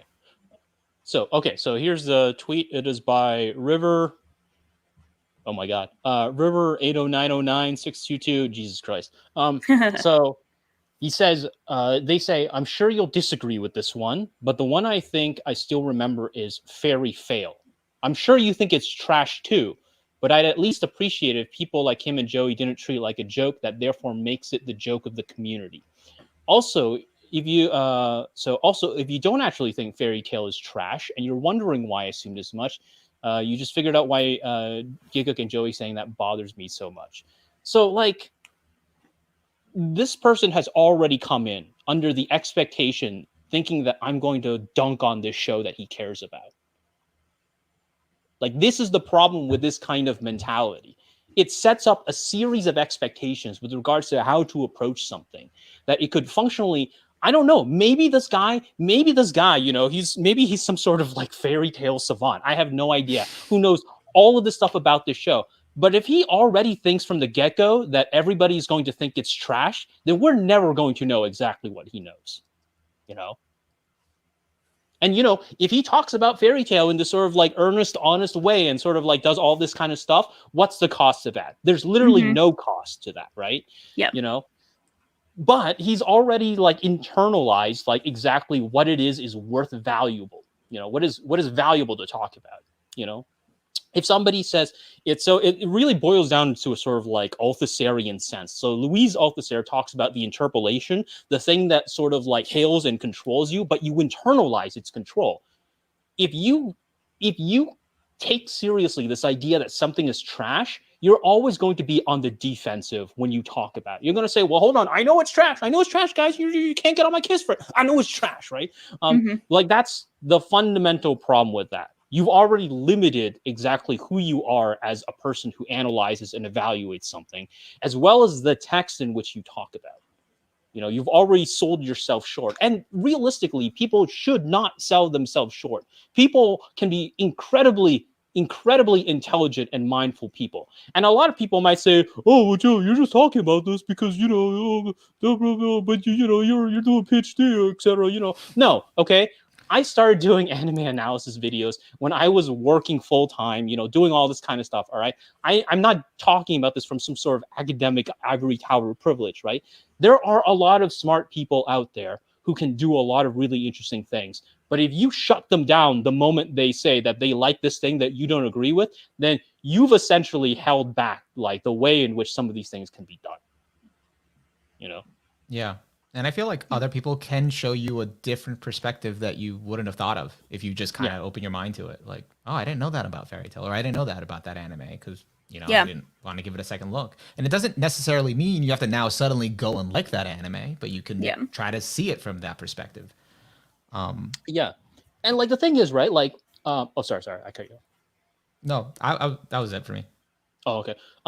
Well, so like the thing is that like, right, like a lot of the times, like a lot of these texts, they have specialists, you know, people who will really, really dig deep because they have a huge vested interest in it. So like, but like this idea of like this thing is trash anyways, or like this thing has nothing to say about it, or so on and so forth, it doesn't help anyone at all. It literally it's just a circle jerk. It doesn't help anybody at all. Like, you know, like a lot of people might, you know, a lot of people like will shit on like, you know, like Bleach and all that kind of stuff. But then you see like, but what does the Bleach community say? You know, what about the people who are like literally reading every single comment that Kubo Tite has ever said? You know, like what are they saying about it? Well, we don't really know that much. If we just keep shutting it down as like, oh my god, Kubo's getting lazy because he's got less details in his panels. You know, it's just like, why isn't every panel in Bleach like Berserk? You know, like that's the kind of sort of mentality that gets like locked out, right? And it's kind of sucks.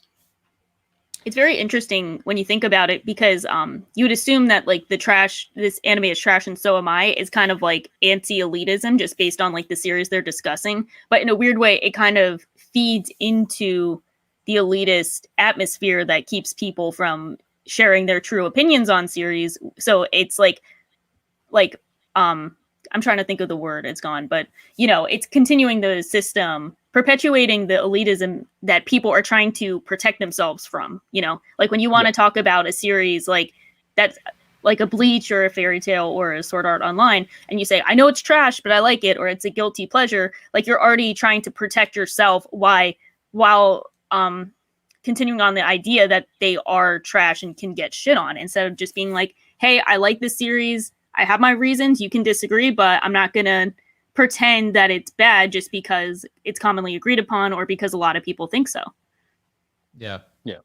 And I think it's tough because especially in the anime community, because it's not the same as like film or TV series or even video games now. Like those are all kind of mainstream series. Like no one's really going to give you shit for watching movies. They're not going to be like, you're a weirdo for watching a movie. Like everyone does that. And I think anime is still in that position of like a lot of younger people are in it and a lot of people still feel ashamed about watching it in the first place. And they have to kind of make excuses to maybe like their normie friends or people who aren't into it as much, or their parents, especially if they're younger kids. And I think it's tough for them because I think a lot of them do fall into that trap of, you know, I'm kind of ashamed of this hobby. I can't talk about it, but it means a lot to me. These series mean a lot to me. So when they're already in the community where they kind of want to find acceptance and understanding and common grounds, and they can't even do that with series that connect with them, it's like, you know, they're just feeling shittier on top of like already feeling shitty about something. So, you know, it's definitely not helping them. Question for both of you guys, now that we've been like talking about, you know, talking about being more positive with anime, or at least kind of trying to see another perspective, because this still leaves the question in my mind then, when is it fair to be negative on an anime or to talk negatively? When is it valid? Because to me, anytime is fine. Honestly, if you don't like a show and you want to, you want to shit on a show, I'm not going to have an issue with that. I've got a lot of friends who don't like the shows that I like, and so on and so forth, all that kind of stuff, you know.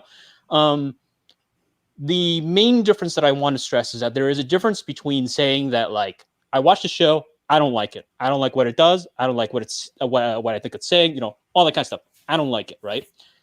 Between saying the show is trash. Because when you say this show is trash, you're talking about the sort of conditions of that thing as a sort of artifact within a greater discussion about art. Mm-hmm. You know, a greater discussion about like text and media and what you consume. Because if you say this show is trash, then you're implying that whoever watches and engages with that seriously is also trash, or they like trash. And that's the sort of problem that kind of comes about. You're essentially sort of scattershotting of the impact upon that claim. Whereas in comparison, if you say, I watched the show, I don't like it, that's sort of contained primarily to you and exactly how you reacted to that show.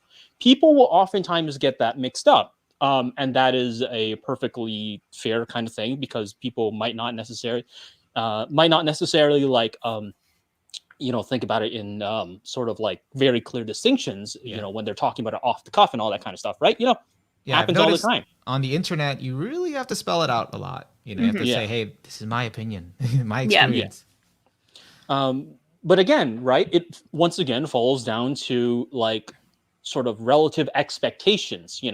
Some person in Discord saying like, this is kind of a trashy show, it really has a lot more leeway than like, say, Gigguk say this show is trash because, one, it went through multiple people, including him and his editor, and they're all just like, let's go with it. It's being broadcasted out to a large audience for money. So the expectations are very different in that sense. So, but yeah, if anybody wants to, shit on a show, that's within their right to do so. I'm not going to be all like, you can't shit on the show. No, you can't do that. No. I mean, anybody's willing to shit on. Do you think there's a way to be more diplomatic about it? And should you, or should you not even care? Like in what context? Like if you want to shit on a show and kind of, say your opinion, but should you try to be diplomatic and, considerate of other people that might like the show, or should you just say what you want to say and that's it? Is it just I mean, like the easiest thing you can just say is just like, I don't like it, because then you're very clear in that, like, that's your response to it. I don't like it, because then, if somebody likes it, they can be like, okay, well, you don't like it. That's not the show for you. You can make broader claims about it. You can be all like, I don't like it because I think it's problematic with how it like portrays women. Right. So you can say something like that. And then, that creates a sort of broader discussion. And who knows, maybe at the end of the day, you still don't like it, but at the end of the day, you're just saying you don't like it. Yeah. And somebody who likes the show, might like it for different reasons or whatever. Yeah. And there's like, as you kind of said, there's a huge difference between saying, I don't like this is bad, and calling something trash. Because like, what do you associate with trash? You say, this is worthless. This is no value to it. It's something I want to cast away. That's still very different from saying this thing is bad or I don't like this thing. So, it's like calling something trash is a bit more loaded and harsh than just saying like, this one piece of media I don't like, even though like other people might like it. But, it's like saying this is trash is like, this has absolutely no value and people should just ignore it. Like it should be cast away. Yeah.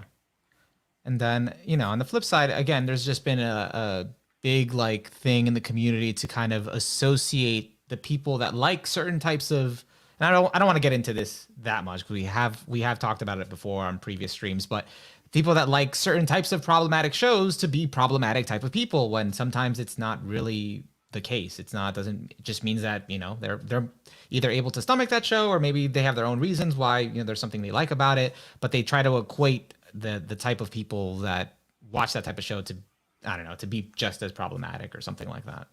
Yeah. When, it's media, it's fiction, it's fair to choose how we engage and what we want to engage with and what we don't want to.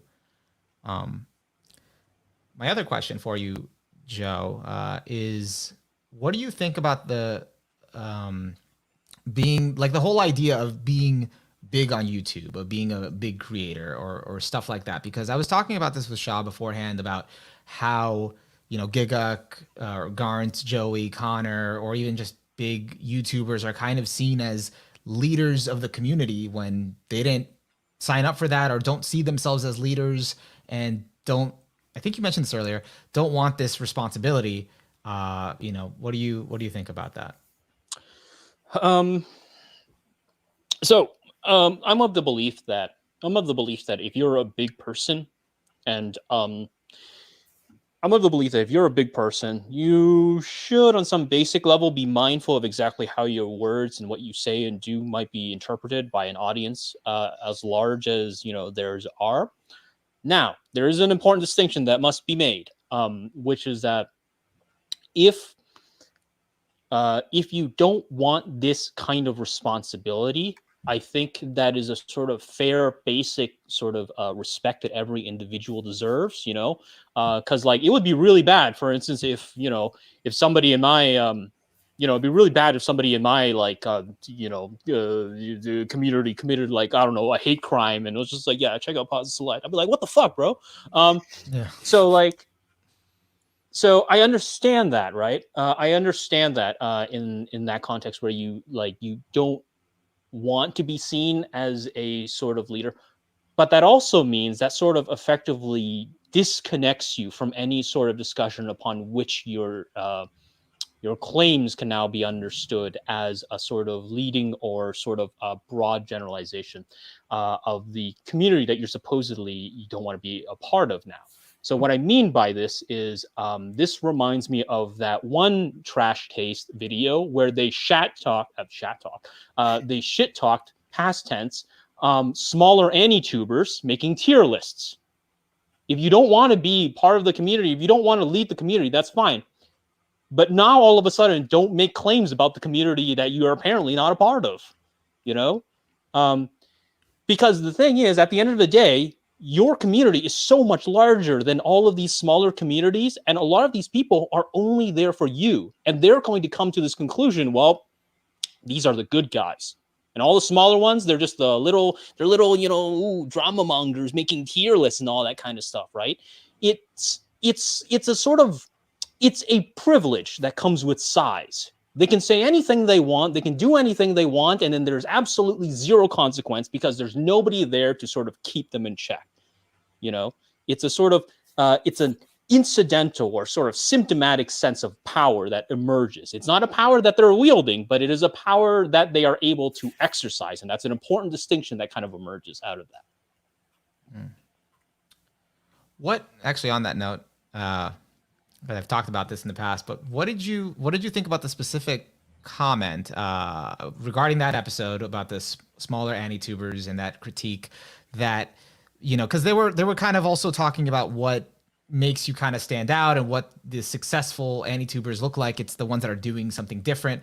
And while the ones that are, smaller are kind of, circle jerking each other, kind of nitpicking, like, hey, cite your sources. Hey, do this, or maybe your clip selection, or like little nuances to make their content better. But at that point, it's sort of just like you're trying to, I'm losing the words here, live up to like the standards of what those other creators think instead of a general audience that you can actually be successful with, instead of just trying to live up to, like what, I don't know, a Shaves would like, or what you would like, or as opposed to something that you want to uniquely produce on your own that would appeal and resonate with people. Well, it's kind of funny because there's it's funny that the examples that they used in that particular episode were Scamboli Reviews and Super Eye Patch Wolf, two channels that are huge. And I know the reason why. It's because it fulfills that thesis. They got that little fancy thesis about like, you're big because you don't circle jerk. But, in reality, it's, they're big because they're able to consistently punch out content that is both relevant to their audiences and sort of help them grow. Right. That's the sort of thing. But, it fulfills their hypothesis as to like why smaller channels are failing. But the second thing is that when you take a look at like a lot of the smaller anitubers, like most of them don't do it necessarily to like circle jerk with other small anitubers. They do it because like they have a sort of like kind of flexibility that they can talk about smaller things, primarily because, they're not as slavishly devoted to like algorithmic growth as they would be. There's a reason why like small but incredibly polished content creators like KYDB can spend an hour talking about cockroach girls in anime, or like, like anime and manga that have been based off of fighting games, all that kind of stuff. And it's because, it's not particularly algorithm friendly, but they're able to get away with that. they're not circle jerking to other people. They're not trying to be all like, oh, I think this person would really like this video. No, they're just like, I just happen to want to talk about this thing that, isn't really talked about in a particular way. And they kind of lose sight about that. They kind of lose sight about that because it's funny. I mentioned this on my stream, this impromptu stream I did like a while ago, but it's funny. It's so amusing that they're talking about small anitubers being a circle jerk when literally the content they make is just with each other. It's just constantly, just with the other trash taste fellas. The only difference, of course, is that the implication is that it's because these small anitubers are circle jerking each other that they're failing, but we're succeeding. We're the ones who are succeeding. So there's a sort of difference effect with regards to what's being happened here. I don't remember the question. I'm really sorry about that. It's okay. I think you answered it, but I kind of forgot to. Answered it, I was along for the ride, so I forgot the question. I was already thinking about my next question, so because you pretty much answered that. Because my next question, and if you don't want to answer, totally cool. But as a creator, would you be interested in being a bigger creator, kind of of their size? Is that something that's ever been on your mind, or is it that you like the freedom of not being like a slave to the algorithm, kind of not have like to be able to talk about stuff you're genuinely interested in? So, what's your perspective on that as a creator? So I've actually done I did a sort of rant a while ago about how I talked about in a lot of senses I'm functionally a failed anituber. And what I mean by that is that, so my channel right now is at 37K subs, and a lot of people might look at that and go, whoa, Joe, you're actually doing pretty well. The 30K subs. Well, unfortunately, I've been at this for 6 years. So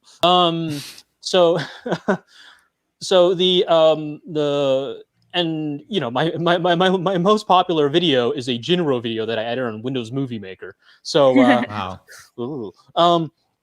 So one of the things, right, of course, one of the problems associated with that is that I can't say no, I don't want to be big. I don't want to be big. I'm okay with being small, because that's incredibly disingenuous, right? That'd be incredibly disingenuous for me to say that, because I have complained about being small. But I do want to be clear of exactly what I want out of being big. Now, this is a very important thing. I don't want to be big because I would have a big audience. I would want to be big because being big has some very clear, actually has some very clear, tangible benefits. One, you will be able to get more sponsors, and that essentially that takes a lot of pressure off of Patreons.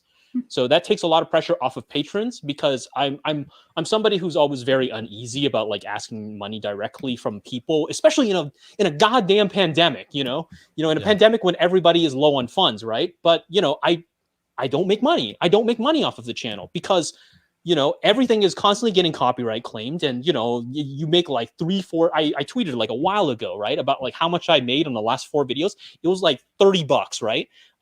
So the bigger your channel is, the more likely you're going to get sponsored on a regular basis. I would rather take money from, corporations, than people who have to live day by day, on budgets and whatnot.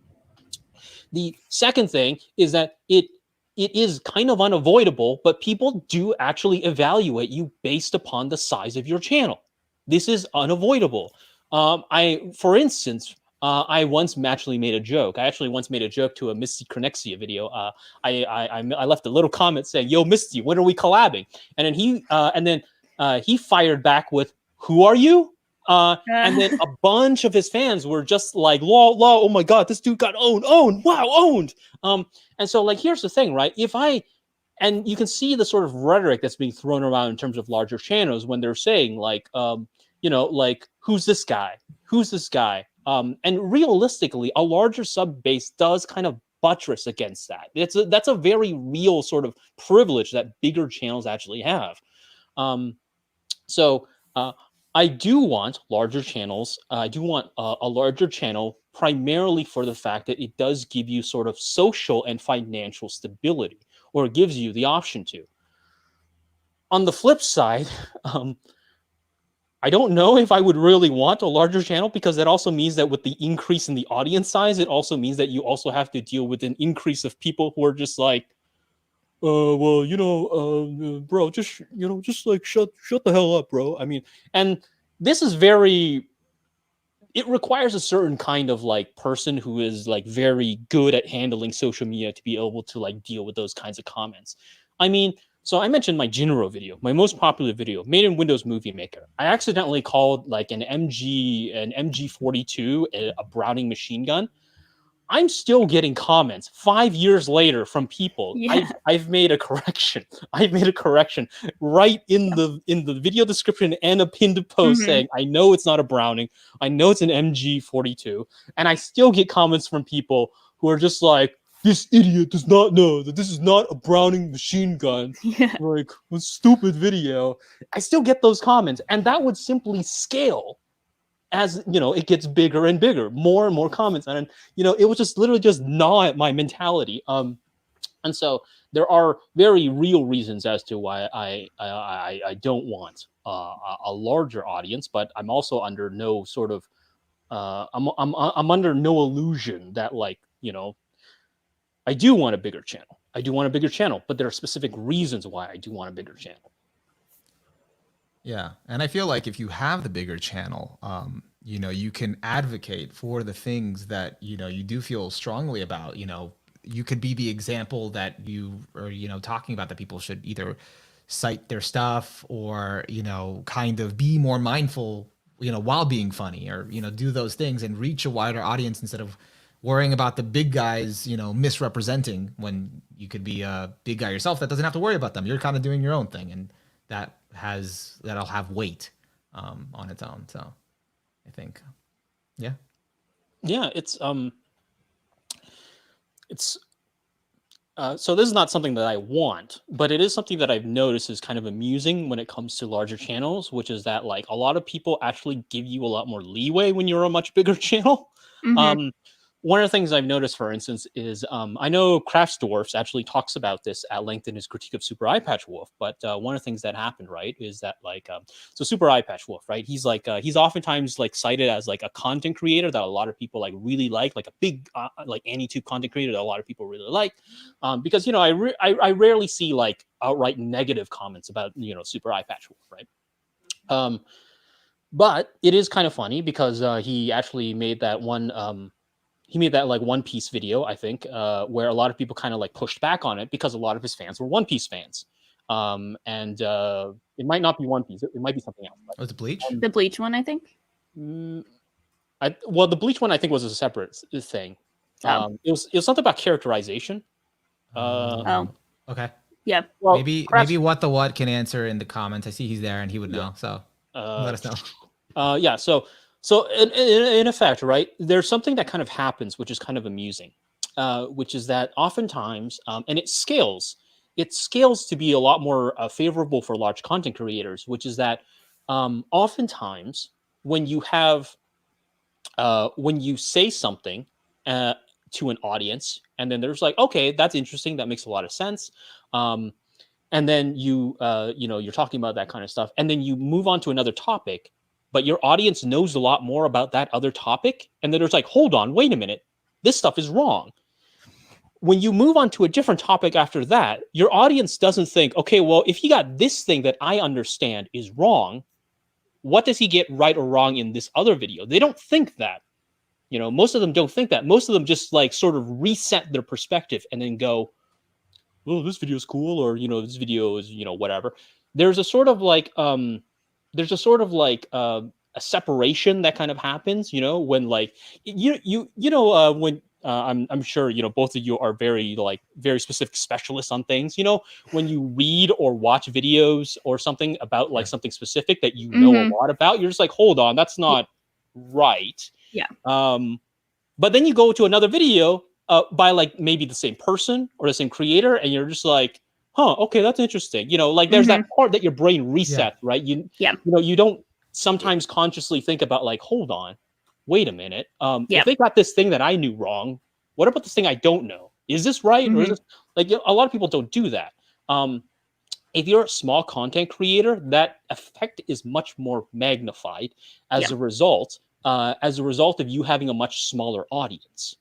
Yeah, because But you're in a position where you have to prove yourself. So every Yeah. Yeah. video is Yeah.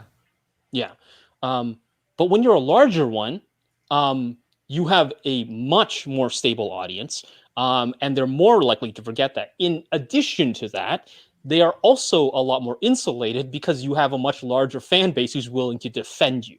Hmm. I see this a lot when it happened with Beatrix, formerly Digi, but she goes by Beatrix now.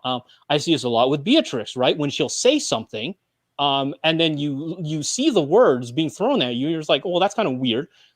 But she's got a lot of fans who come out of the woodworks and say, well, you don't actually understand what she's saying. What she's actually saying is like this, right? So with the increase in audience size, you also have an increase in defenders. Hmm. And so in this context, content creators are also much more insulated with regards to like how this kind of content is created. yeah.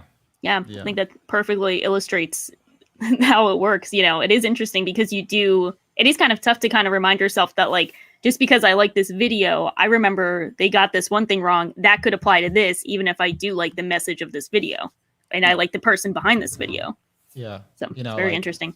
I've been guilty of that. Like, definitely. I mean, I think most people are, because you watch the creator, and if you know like a lot about that topic, like you were saying, Joe, it's kind of like, wait, that's wrong. But you want to be in good faith and think like, Mhm. the other videos, I didn't know much about that. I'm trusting that this is the case because I don't know anything about this. I'm not going to spend hours researching it. This person probably did their research. They probably, I'm trusting them. Yeah. So like that's why citations are also like very Yeah. important, right? Because now in their next video, you don't have to be all like, do I have to second guess this person? You can be all like, okay, well, what sources did it actually use? Yeah, it's very important. All right, well, I think unless you guys have something else, which I'm game. I'm totally game. This is very interesting. I think we covered kind of everything I wanted to talk about, or we wanted to talk about the whole thing with the video, the trash taste mentality, and just comedy. That the code switch was just very interesting. Yeah. I guess I had one thing. I guess and this is something, if you don't have it on hand now, I feel like we could just like link this later.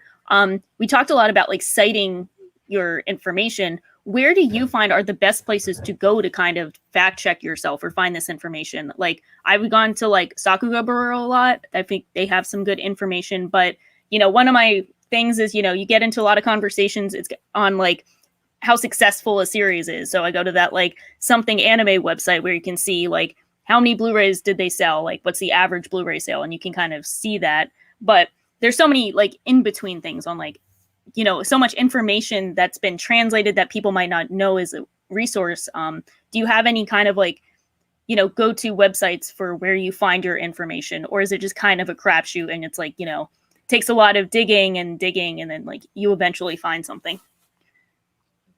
It really depends upon what kind of claim you're making, because Mhm. sometimes like you got to be mindful of exactly like what it is you want to say about it. Mhm.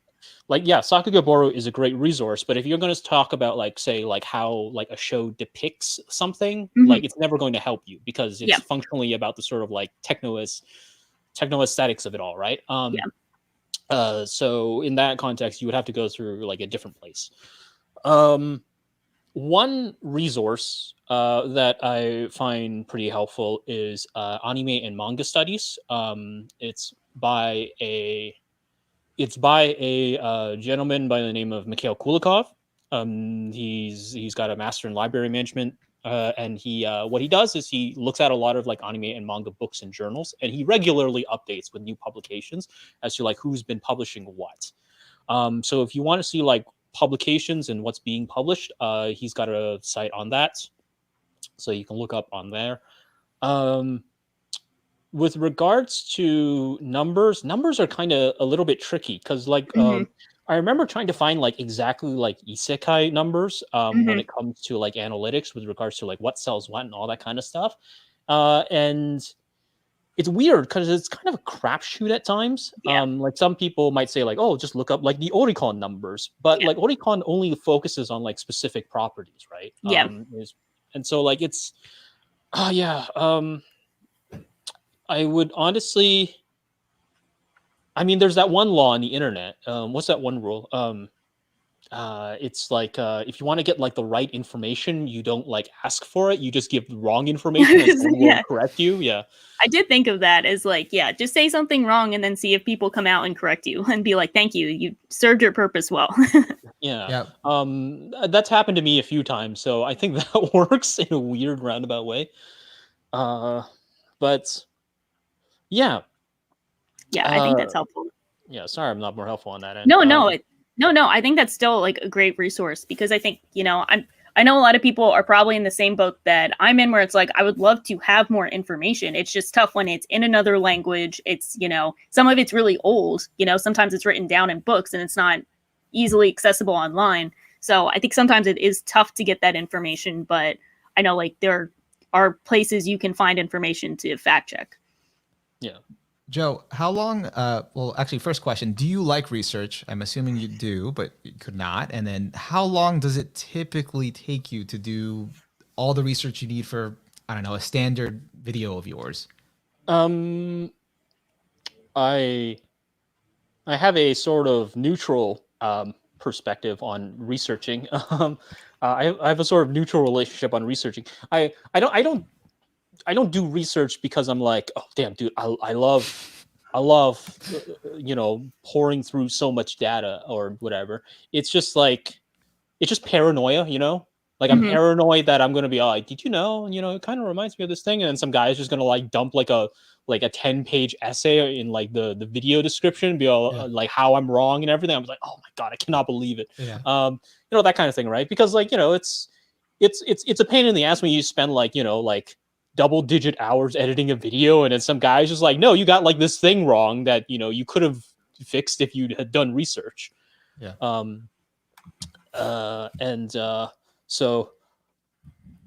Regards to how long it takes to do a video, it depends on the video, and it depends on the video, and it really depends on how much material is out there. Sometimes the research can happen pretty quickly. The Tonikawa video was actually researched fairly quickly because some of the I already knew, so like I already knew what like Junai was, right? Junai. I already knew what like pure love was. I already knew like how it exists, like existed in Japan and all that kind of stuff. And I already had like a basic general idea of the what's it called? I already had like a basic general idea of Kinjiro Hata and all that kind of stuff. So it was all like very simple. And the claim that I was making wasn't particularly a complex one. It was just simply, it's just playing with these sort of conventions, but in a slightly different way, etc. It's a very simple statement, right? Yeah. But there are other videos where that took months. For instance, the Japan Sinks 2020 video, which has like 5K views. Hell yeah. It's an hour long of an argument about like Japan after 3/11, after the Tohoku triple disaster, and it took months to do because there were a few challenges associated with that. One, it was a huge media property. So you got Japan Sinks, that was from 1970. So you got Japan Sinks from 1973 by one of the great grandfathers of Japanese disaster science fiction. And then the 1974 film, which outgrossed the original Godzilla when it first came out. And then you've got the 2006 one. And then you've also got the 2006 like novels that came out that have never been translated. So I just had to sit there in front of my computer reading this thing at a snail's pace in Japanese. And then you've got like all of these texts that have come out. And then on top of that, Masaaki Yuasa is an incredibly prolific interviewer. He does not stop talking about things, especially his own works. So you have to like constantly go through all of these video feeds and all this footage and all of these interview stuff about him talking about random stuff, and a lot of it isn't particularly helpful because a lot of it is just like him going like, maybe it kind of is like this, or maybe it kind of isn't like this. And so it's just like, oh my God. Like, but that's just like the cost of like, that's the cost of like trying to pin down like an auteur as to like what it is they're doing. Right. Yeah. So that's like, So in that sort of situation, there are so many resources, so many vectors, so many potential like parallel things that you can sort of like focus on. And on top of that, you also have to tackle it with regards to sort of like, okay, well, what do I want to talk about? What am I trying to talk about? If I'm talking about something as broad as, say, well, Japan after the 311, that's a huge topic. That's a massive topic. There are so many things you can talk about with that context. And it's even worse considering the fact that, once again, it's Masaki Yuasa. He's going to throw a million things into his stuff, and they could mean anything. And so, like, you're just like trying to figure out exactly, if you're trying to figure out to like some sort of claim or something, it can take months to try and do something like that. Yeah. Yeah, it's very, it can range wildly from like, I can get it done within like a week to like, it can take months.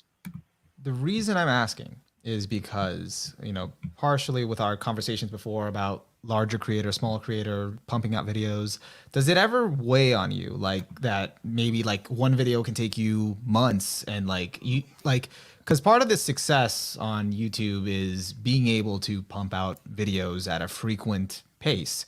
And so does that ever bother you, as someone that at some point, would like to be bigger or to, have some of that success? Or, just to add on, like, you worked months on a video and you get 5K views, something like that. It does kind of annoy me. It does kind of annoy me in some senses. Sometimes it does kind of annoy me.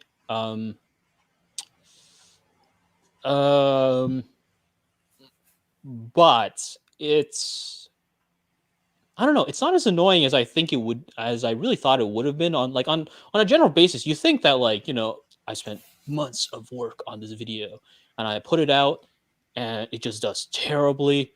But I don't know. It doesn't really annoy me as much as I think it would, as much as it seems to. Well, I imagine it's because you're, satisfied with what you produced. There's like a level of satisfaction. Yeah, it's a sort of weird. I think it's offset by like the sort of like weird sort of decompressing catharsis feeling where you're just like, all right, I'm done. The video's out. It's up there. Now I can move on and talk about how like, I don't know, like Attack on Titan is cool or something, and that'll get like 10 times the views. Yeah. I'm currently editing a video right now, and I just want to get it out. Yeah, you're just like, you're like at that point where it's like, I kind of don't really care too much about whether it does well or not. I just want it done. Like a week ago, I was just like, oh, I got to select the right things. Like as of yesterday and this morning, like, I don't give a shit. Just put anything down. I just want to get this done. Yeah. Yeah. Yeah. Okay. So it doesn't like bother you, like, I don't know, for example, like, oh, I have not updated my YouTube channel in like 3 months because I've been working on this one video and everything's riding on this video because that's my next update, my next sign to people that I'm still alive, that this channel is not dead.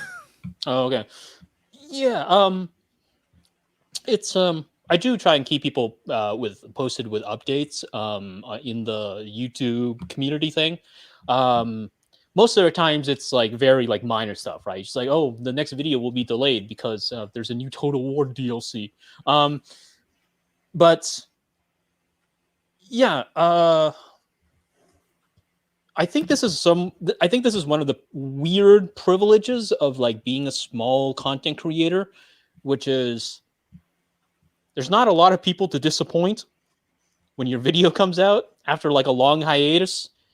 After a long hiatus, it comes out and, very few people have seen it. You're just like, okay, well, this sucks because this is going to absolutely crush my analytics. But I've also disappointed fewer people. So it's one of those weird sort of evening out things. I mean, like, I feel like if I was like a much larger content creator, like say if I had 1 million subs and I like released like a video that had like 20K views, oh, that would be miserable. Yeah.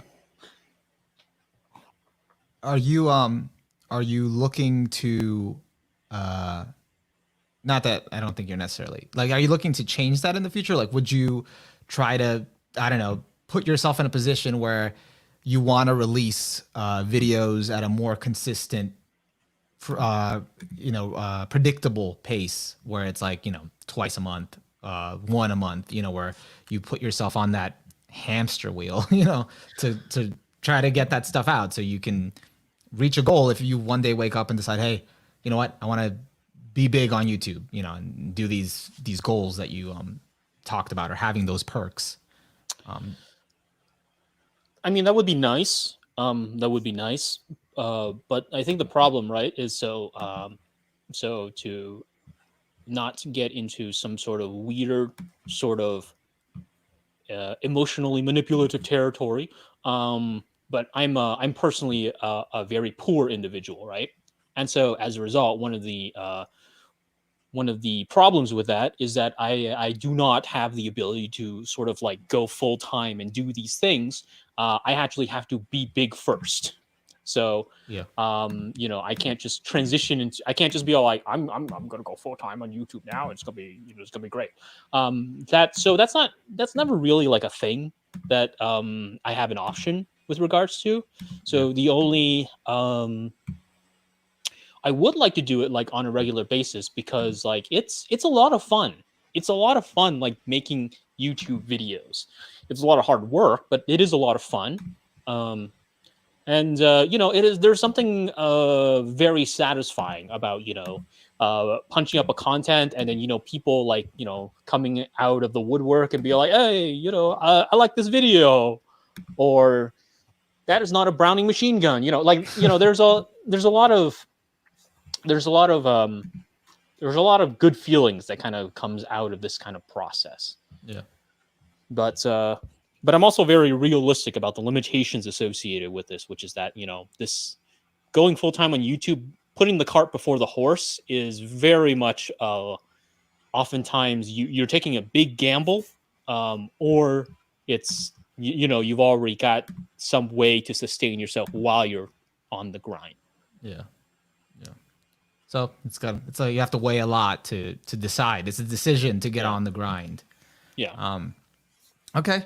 Yeah. I don't think I have anything else. This is like the third time I'm saying this. So, but I think this time for real, I think I think we've all kind of talked about everything, and I actually want to open it up to, because we have like still a lot of viewers. If like just for a few minutes, if you're willing, Joe, like if they want to ask you any questions. If you guys want to ask any questions in the chat to Joe or to us, it's for Joe. We can highlight it and go through them for like a few minutes, and then we'll end the stream. One of the questions I already saw was, do you have a YouTube channel for your research? Yes. It is pause and select. There you go. Or like a YouTube channel, I guess you go to. For research? Yeah, maybe that's what they meant. I think they know your channel. Yeah, I think it wasn't their research. I think it was your research. Yeah, when we were on the research the whole topic of where do you get your research, and same answer. Pause and select. Do I go to there? I mean, there isn't like really like a one-stop shop, I find. But one thing that I do like to do is I do like to just type out the name of like whatever topic it is I want, but I just type it out in Japanese, and that usually like leads you down some interesting rabbit holes. So like I found a lot of the Masaki Yuasa like interview footage through that, because it's kind of goofy. If you're Japanese and you are any YouTube channel size, apparently he will literally go on any live stream. There's a lot of live stream footage of Masaki Yuasa just like talking about random stuff, including Japan Sings, on like live streams with like 30 people. That awesome. Reminds me of I think that's worse than when I was looking up interviews for Hideaki Anno for an Ava video I was working on. It was like, it felt like a lot of stuff, but that just sounds like even way more. I got another question here. What is your own example of Ero manga sensei, in the sense that you knew people frame it as trash, but you enjoyed anyway? One example in that you knew people frame it as trash, but you enjoyed anyways. I think I don't know about trash, but I do think that like the consensus on like the please teacher versus please twins relationship is that please teacher is like the oftentimes considered to be like the superior one. And I can understand like why I can understand why that's the case, but I think please twins is like the one that makes sense to me in a lot more sense, in a lot more contexts. I really have to rewatch it. I have not rewatched since I was a kid. So well, so it's really interesting. So I do have a video on please twins and please teacher and sort of how they work, but for people who don't want to, if you want, I can explain it to you, so people don't actually have to watch the video. TLDR. Okay, so very simple. All right, so essentially, when we think about it, right? So are y'all familiar with the idea of Seichi Junrei? No. So they're pilgrimages. They're the pilgrimages. Oh yeah. I think so. Anime pilgrimages. Yeah.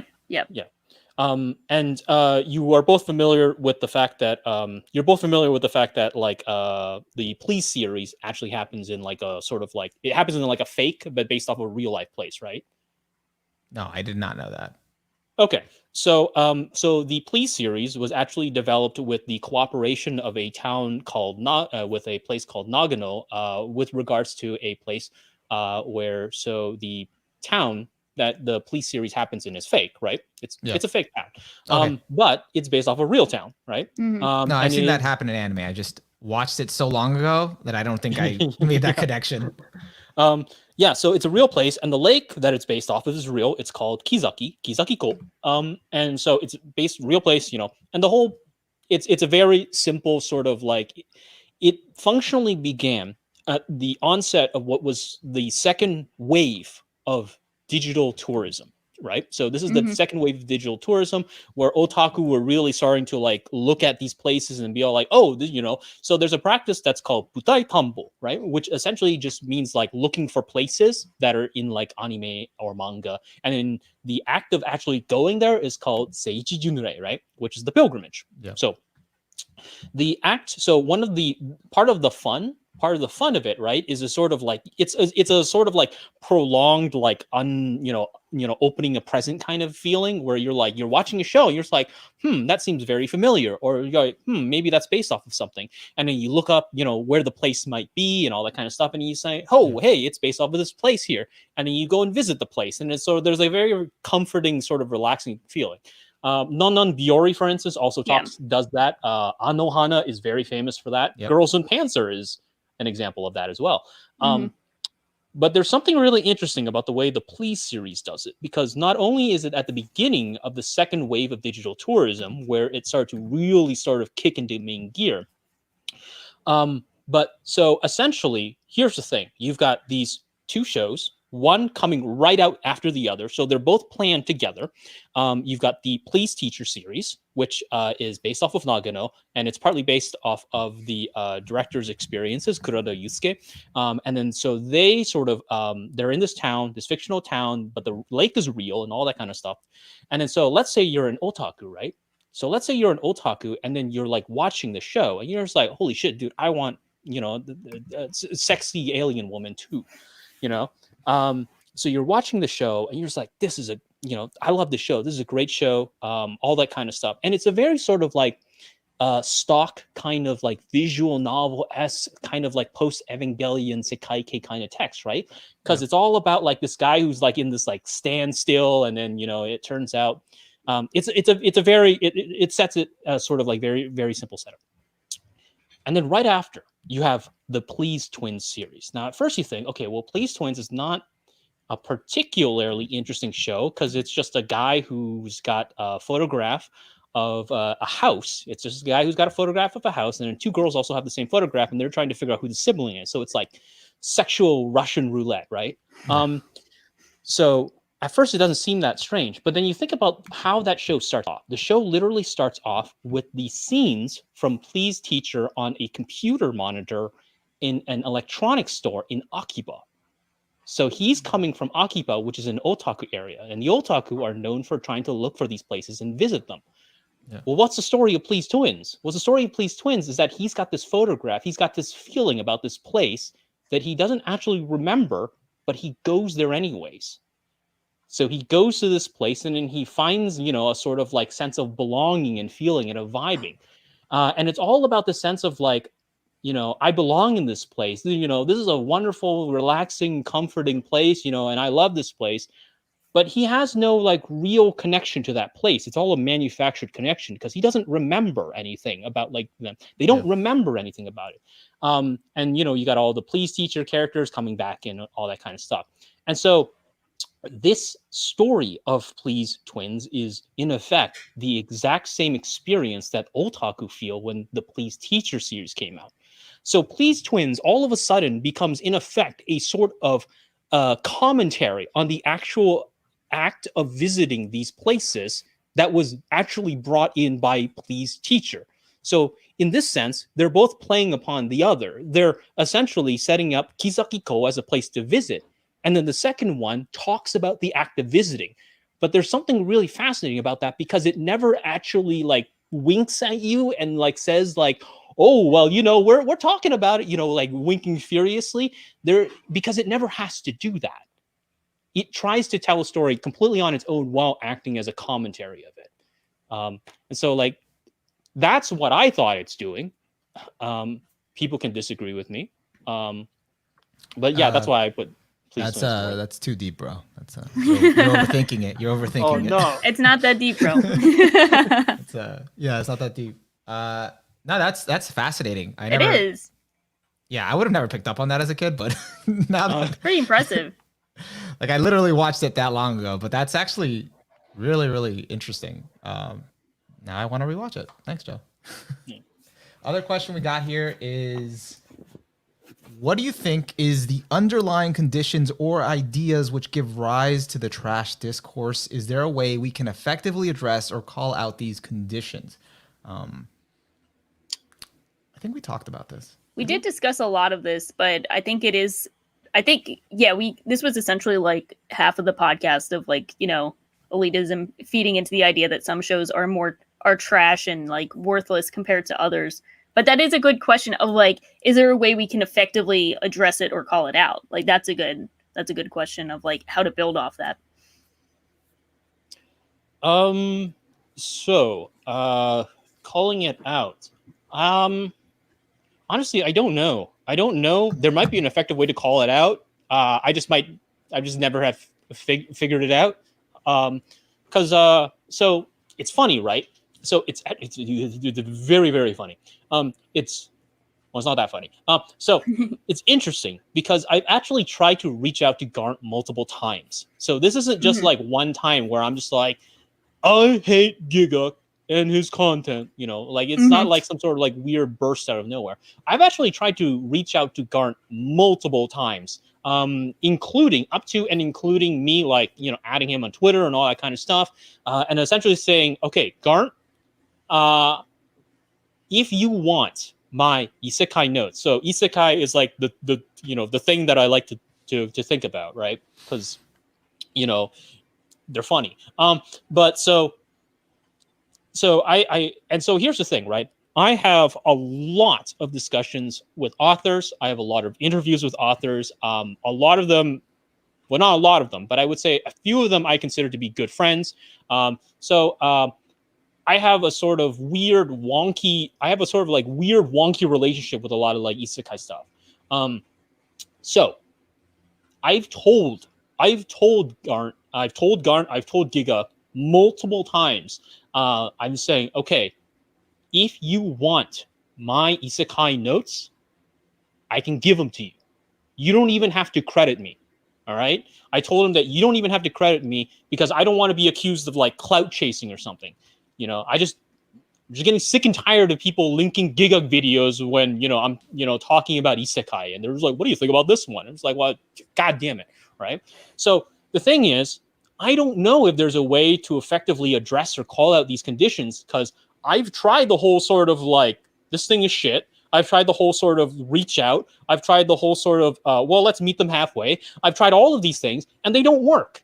They just don't work because I'm not a big content creator, you know?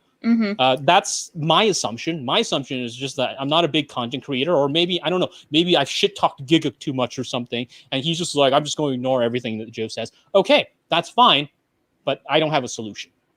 So that's really interesting. Has he just not responded to you at all every time you've tried to, you know, communicate with him? Well, he has responded once, long time ago, when I lost the bet, and then I said, Garnt, what's your PayPal? I need to PayPal you $5. So he responded so you could PayPal him $5. But, yeah. But he hasn't responded to say, have any kind of like feedback on you, you know, sharing information on isekai. No, there's been no response whatsoever. Yeah, I think that's a bit telling, but yeah, that's unfortunate to hear. I don't have a solution. I don't. Well, and here's the thing, right? There have been like other people out there who have responded to my offer, you know, like Mudon, for instance, right? He's got a video on like what's the problem with isekai, right? Right? He Mudon TV, he made a video called "What's the Problem with the Isekai?" I helped him out with that video, right? And I told him flat out. I told Mudon, I was just like, okay, look, I understand that I might have a bad reputation with some of the people you work for, because you know he edits for, you know, I think he edits for Joey, right? So it's like, you know, Trash Taste too. Yeah, so it's just like he doesn't have to credit me. I told him he doesn't have to credit me. You know, it's just, you know, because I would rather people have like information that can work as a sort of functioning base rather than people just constantly like shooting into the dark all the time. Right? So I just flat out told him, I was just like, yeah, you don't have to credit me. But he did it anyways, which I hugely appreciate, which I strongly appreciate. But yeah, I don't know. People have responded, and you know, Anime Uproar. He when he was Rant Cafe, right? He DM'd me. So like there are people who do that, right? Yeah. But maybe it's just Gigguk specifically, but man, he seems to be like this unshakable wall that I cannot get in contact with. We were joking, me and Shah, before this, that we were saying that you kind of seem like the anti-Garnt, the anti-Gigguk. I don't know. That makes sense. And we said that in not a negative way towards either party. We just meant in the way you guys go about approaching topics, and like, you know, it almost disappeared like that. Naturally, you're a funny guy and you have a sense of humor, and you're not like, you know, you're not the unfun guy that some of your Twitter responses might have indicated or thought of. Like, obviously you have that. And then obviously Gigguk does take things seriously, but it is interesting because at least my perception of you in the anime community is that, you know, you're kind of like the closest we have. Well, actually, you probably are like an academic source on anime related topics. Maybe, can I give you that title, or should I say closest to academic sources? Probably closest. I think. Yeah. I think I've talked about it before, but like I explicitly do not consider myself in like an academic in regards to like anime. I think primarily because like oftentimes what it does is it creates this mentality, right? Where like it creates this mentality where like the practices of academics is seen as a sort of like shield for lazier work, you know, where you're just like, okay, well, guys, you gotta cite your sources, you gotta explain, you know, how you got the things, and so on and so forth. And then somebody looks at it and says, well, I don't have to do that because I'm not an academic. This guy's an academic, but I'm not, so I don't have to do that. And it's just like, well, no, I'm not an academic. All right. Definitely. I know what you mean. So it's definitely not like literal academia, and you don't want to make people feel it's like, oh yeah, this is my hobby and it's not school, so I'm not going to treat it like school, you know? Yeah. So basically, the solution is stop linking him with Gigguk videos about isekai. That's just leave it alone. Just don't touch that. Or if anything, it is unfortunately indicative that the quote retweet Twitter rants do get someone's attention. It might not be Gigguk's attention, but it got a lot of the community's attention when you did make this thread. And it's like, you know, as you said, you said even in the thread, you're like, I know I'm being angry and I'm just like expressing myself like this, but I think it does get people's attention. And I think a lot of people did agree with you and agree with the sentiments you shared. So I think, some people might disagree, some people agree, but I do think it does provide some interesting discourse, even though it isn't, angry rants that do have a purpose. Yeah. And I was never planning ever to make an isekai video, but Joe might take you off on those notes. I might make an isekai video now. Sure. Let's see. I know you might have already covered this. We talked about this topic on Twitter a long time ago, but what are your thoughts on the use of exploitation on isekai such as Remonster? The use of exploitation? Yeah, I don't know. I don't know about this show, so I don't really know what. You got people like exploiting or like exploitation within the story? I guess, Jay Deku, if you can clarify that, we'll come back to your question. Let's do that. What do you think of Trash Taste clarifying that they aren't experts by bringing in experts like Ken Arto or Nano to explain topics for them? Aren't experts by bringing in experts like Ken Arto or Nano to explain topics for them. So, I mean, I think that's cool. I think that's fine. I don't have a problem with it. The only issue that I kind of have though is that like once you set up a situation where like when you bring in an expert in and you're just like, look, we're not the experts. It's just like, okay, that's fine, but it is also important to note that that does not absolve anybody of having said anything like weird or wrong or off.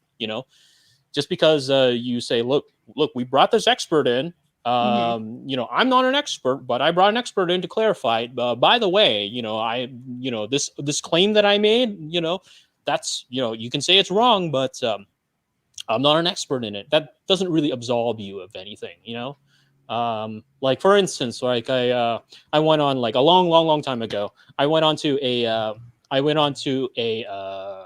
podcast with Pedantic and Beatrix and Digi. And I was talking about like BL, and I completely fucked it up, right? I completely fucked up the whole thing, right? So I completely like fucked up the whole thing. It's do not watch that. It's really bad. But yeah, it's really dumb, really stupid. But I wasn't like, guys, you can't criticize me. I'm not an expert on this, right? I just left an incredibly long and apologetic response in the comments saying, okay, I got this part wrong. Here are people who actually know what they're talking about. Please do not take this section that I said. Please do not take this section that I said now as like me actually endorsing this now. I got it wrong. I'm sorry. Like that's it. That's all you got to do. Maybe you don't have to. Maybe you don't want to do it because like the scale of it is so low. Maybe it's just like saying light novel titles are shitty because they're stupid, because the authors are stupid, which is one of the implications of one of the jokes he made, because he did say why spend your brain and think of like titles with like short things that talk about the story and just turn your mind off. Like that's the implication he made. So maybe somebody might say, well, the scale of it isn't very long. Maybe the scale of it doesn't require a big apology, but I don't know that. I don't know that if you never clarify anything you say. If everything is just layered behind irony for the sake of your own personal benefit, then I don't know. Yeah. Next question we got here is from the Unknown Otaku. Would you want them to bring you in on the Trash Taste podcast for an isekai rant? I mean, I wouldn't be able to go on because I think they made a requirement that you got to actually be in Japan. But I actually found a way around that. I did offer to so the Cynic Clinic. He lives and works in Japan. So I did offer to have Cynic Clinic come onto their podcast as by proxy. Nice. So I did make that offer. Haven't heard back, but yes, absolutely, I would love to be on through a proxy. He brings you in on a laptop via Zoom. Yeah. Let's get this going, boys.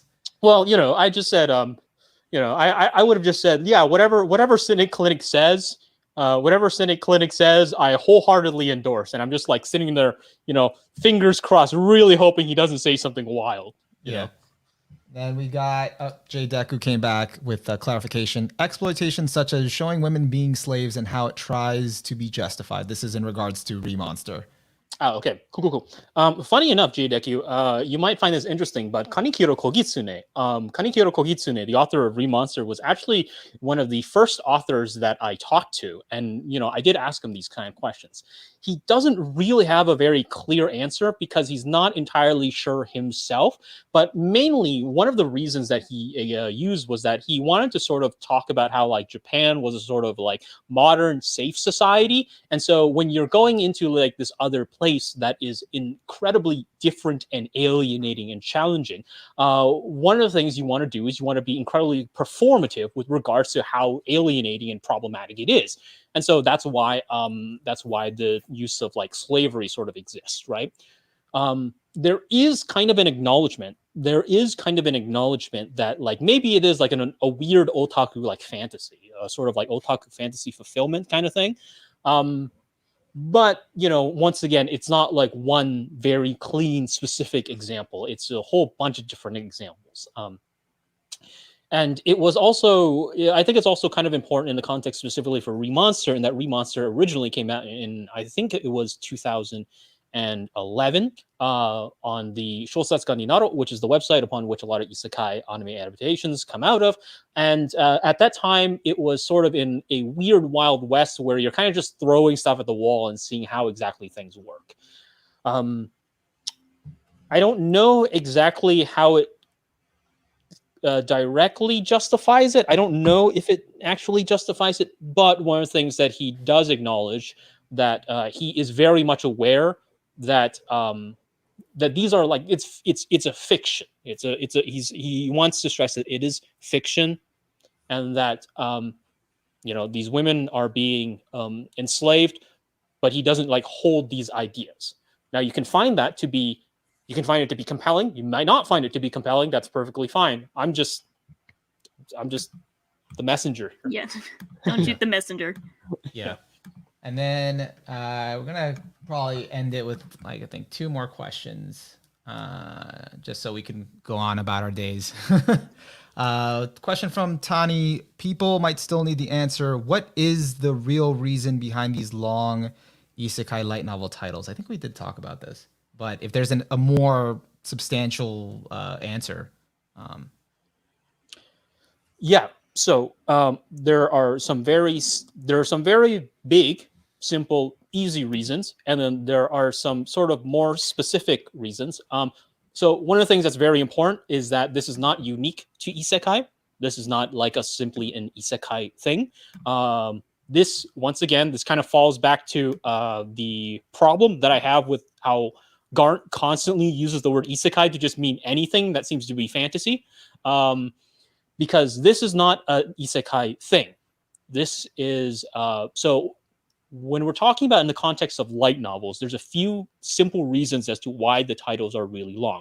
The first one here is that when you think about the way in which, like, purchasing these books kinds of happens, they're oftentimes, like, sort of stacked with a whole ton of other books. And so if you're in a situation where you're, like, at a bookstore and you're trying to figure out what to read next, there's a lot of options. So sometimes what you might find valuable is exactly the title that just flat out tells you what the story is about.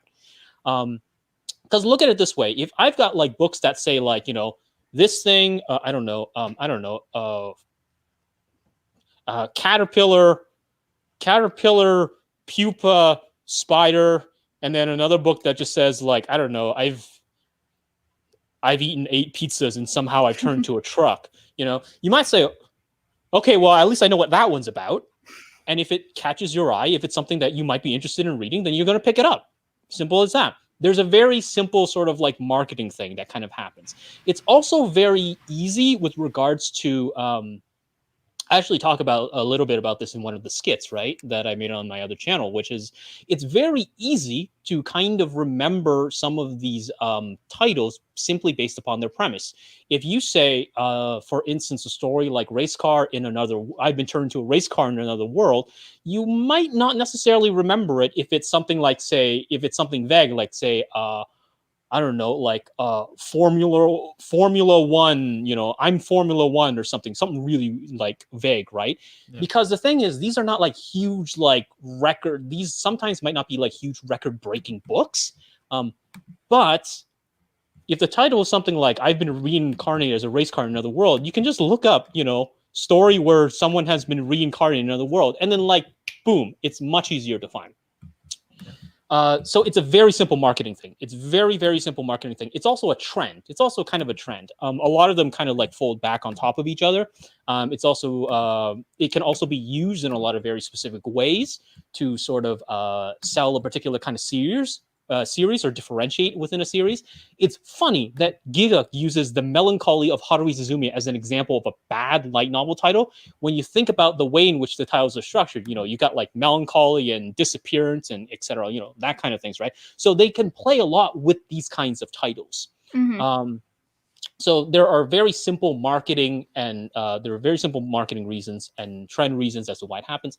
With regards to web novels, where a lot of isekai come out of, web novels are also very important because, once again, web novels with long titles actually can use them as tags.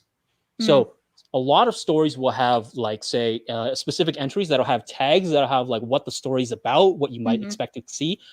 But sometimes, you might not necessarily have specifics in these tags because they're not used very widely, or they might not have they might not carry those specific tags, or they might not be big tags. Tensei Shitara slime, for instance, I've been reincarnated as a slime, etc. Right? There might not be a slime tag, but if somebody wants to look for the slime isekai, simply having slime in the title will really help you when people actually look for it. It's the exact same thing as the YouTube thing. The tag is there for, when YouTube pulls up your videos, there's a whole goofy algorithm behind it. But when YouTube pulls up the videos, it's going to pull it up based upon the words that are in your title. And for the stuff that isn't, it's going to draw upon the tags. You can see it also in adult videos, like the Japanese adult videos, where it's just like, I don't know, me and my stepmom go to the countryside and then we bang for 38 hours or something. I have no idea, right? It tells you exactly what it is you're going to get, but it also like gives you a very clear idea of exactly like what kind of things are going to be involved in it. So, and maybe if you're just like, okay, what are what's the name of that one porno where they're in the they spend 38 hours and they're banging with their stepmom, like it sort of like clicks in that particular way. So there's a lot of very clear reasons why as they're so long, and that's not even all of it, but I don't want to keep going. I mean, that in itself was very, very informational. So yeah, that's very helpful. Yeah, so I think definitely people now really understand what they're there for, and that's and someone said it is like the postmodern blurb. I do want to mention one thing that is important, right? Is that like long titles oftentimes get rebranded or sold with shorter titles. So, for instance, you can take a look at, for instance, Kumo desu ka nanika, which is I'm a spider, so what? Airing show. It is oftentimes referred to as Kumoko. Or you can think about it in regards to like Tensei slime, which is, I've been reincarnated in another world as a slime. It is just Tensura. Or for instance, all the flags lead to destruction, that is shortened to Hamefura, right? So there's a whole ton of them, and they oftentimes get referred to by their fans in like these much shorter titles, and they often get rebranded, as these shorter titles, right? So long titles do have long titles. It's not like you're stuck saying the long title the entire time. They're very flexible, and there are a lot of very good reasons why they happen. Now, if you still think they're bad, that's totally fine. If you still hate them, if you still hate these titles, that's fine. But I mean, just calling them stupid doesn't really help, because they're not the way that they are because the people who made the titles are stupid. There are very legit reasons why they happen. There's a lot of thought put behind it. Yeah. It's definitely how to market, they got a lot of thought. And I'm going to end it on, I don't see any more questions, so I'm going to end it on this question. This is for us. Are you guys going to get Gigguk on Just Weebs? So that's our turn to ask Joe the question, what is his PayPal? Since that's what we need. So full disclosure, when we came up, me and Shah talking about getting Joe on, we envisioned it to be like a 2-part thing where if we could get Joe on to, give us his perspective and kind of explore this topic on one, and then maybe in a future one have, Gigguk Garnt on and try to give, his response or perspective on the whole thing, because I don't like the whole feeling of, and like I said this in the beginning, I don't want this to just feel like purely an attack and we're just gonna throw shade at Garnt. Maybe he has his own side, or maybe he doesn't, like he sees things differently. I'm pretty sure if he can enlighten us on it or talk to us about it, I'm totally open to it. And I want to give him that chance, that courtesy to respond or defend himself. So I've actually already reached out to Garnt like a few days ago. He has not responded, so I might need that PayPal. But the invitation's open. If he sees this and he's like, hey, I don't like the shade you threw at me, get me on there, whatever, he's definitely welcome to come on. I would love to have this conversation with him. And and we're not looking to also like police people on what they should or shouldn't do, at least from my perspective. Joe made a good point about you can hold him accountable because it is his livelihood and he does have the resources and all that stuff. But at the same time, he can do whatever he wants. That's kind of it. If that's how he wants his content to be and he doesn't, long story short, I'm not going to be actively policing every single video he makes and what he didn't or didn't say. But at the same time, he can be open to critique because it's all like a medium that we're all kind of a part of and giving our opinions on. Because if we can't even speak up about it, then what's the point? What's the point of, community and kind of sharing our ideas here and getting different perspectives? So I'm going to end it on here. It was great having you on, Joe. Fascinating conversation. Shah, awesome having you on as usual. And also, guys, if there's any other guests, that you'd like to see on, other anitubers, other content creators that you'd like to see on the Just Weebs podcast, kind of talking with us, let me know. And then if we can get them on, that'd be awesome. And then lastly, I will be streaming same time next week. If there's a time change, I'll let you know. I'll be continuing my Onimaru tries to find his top 10 anime series. Hopefully I find my top 10 next week. It'll just be me. And subscribe to the channel. Smash that like button. Smash that like button.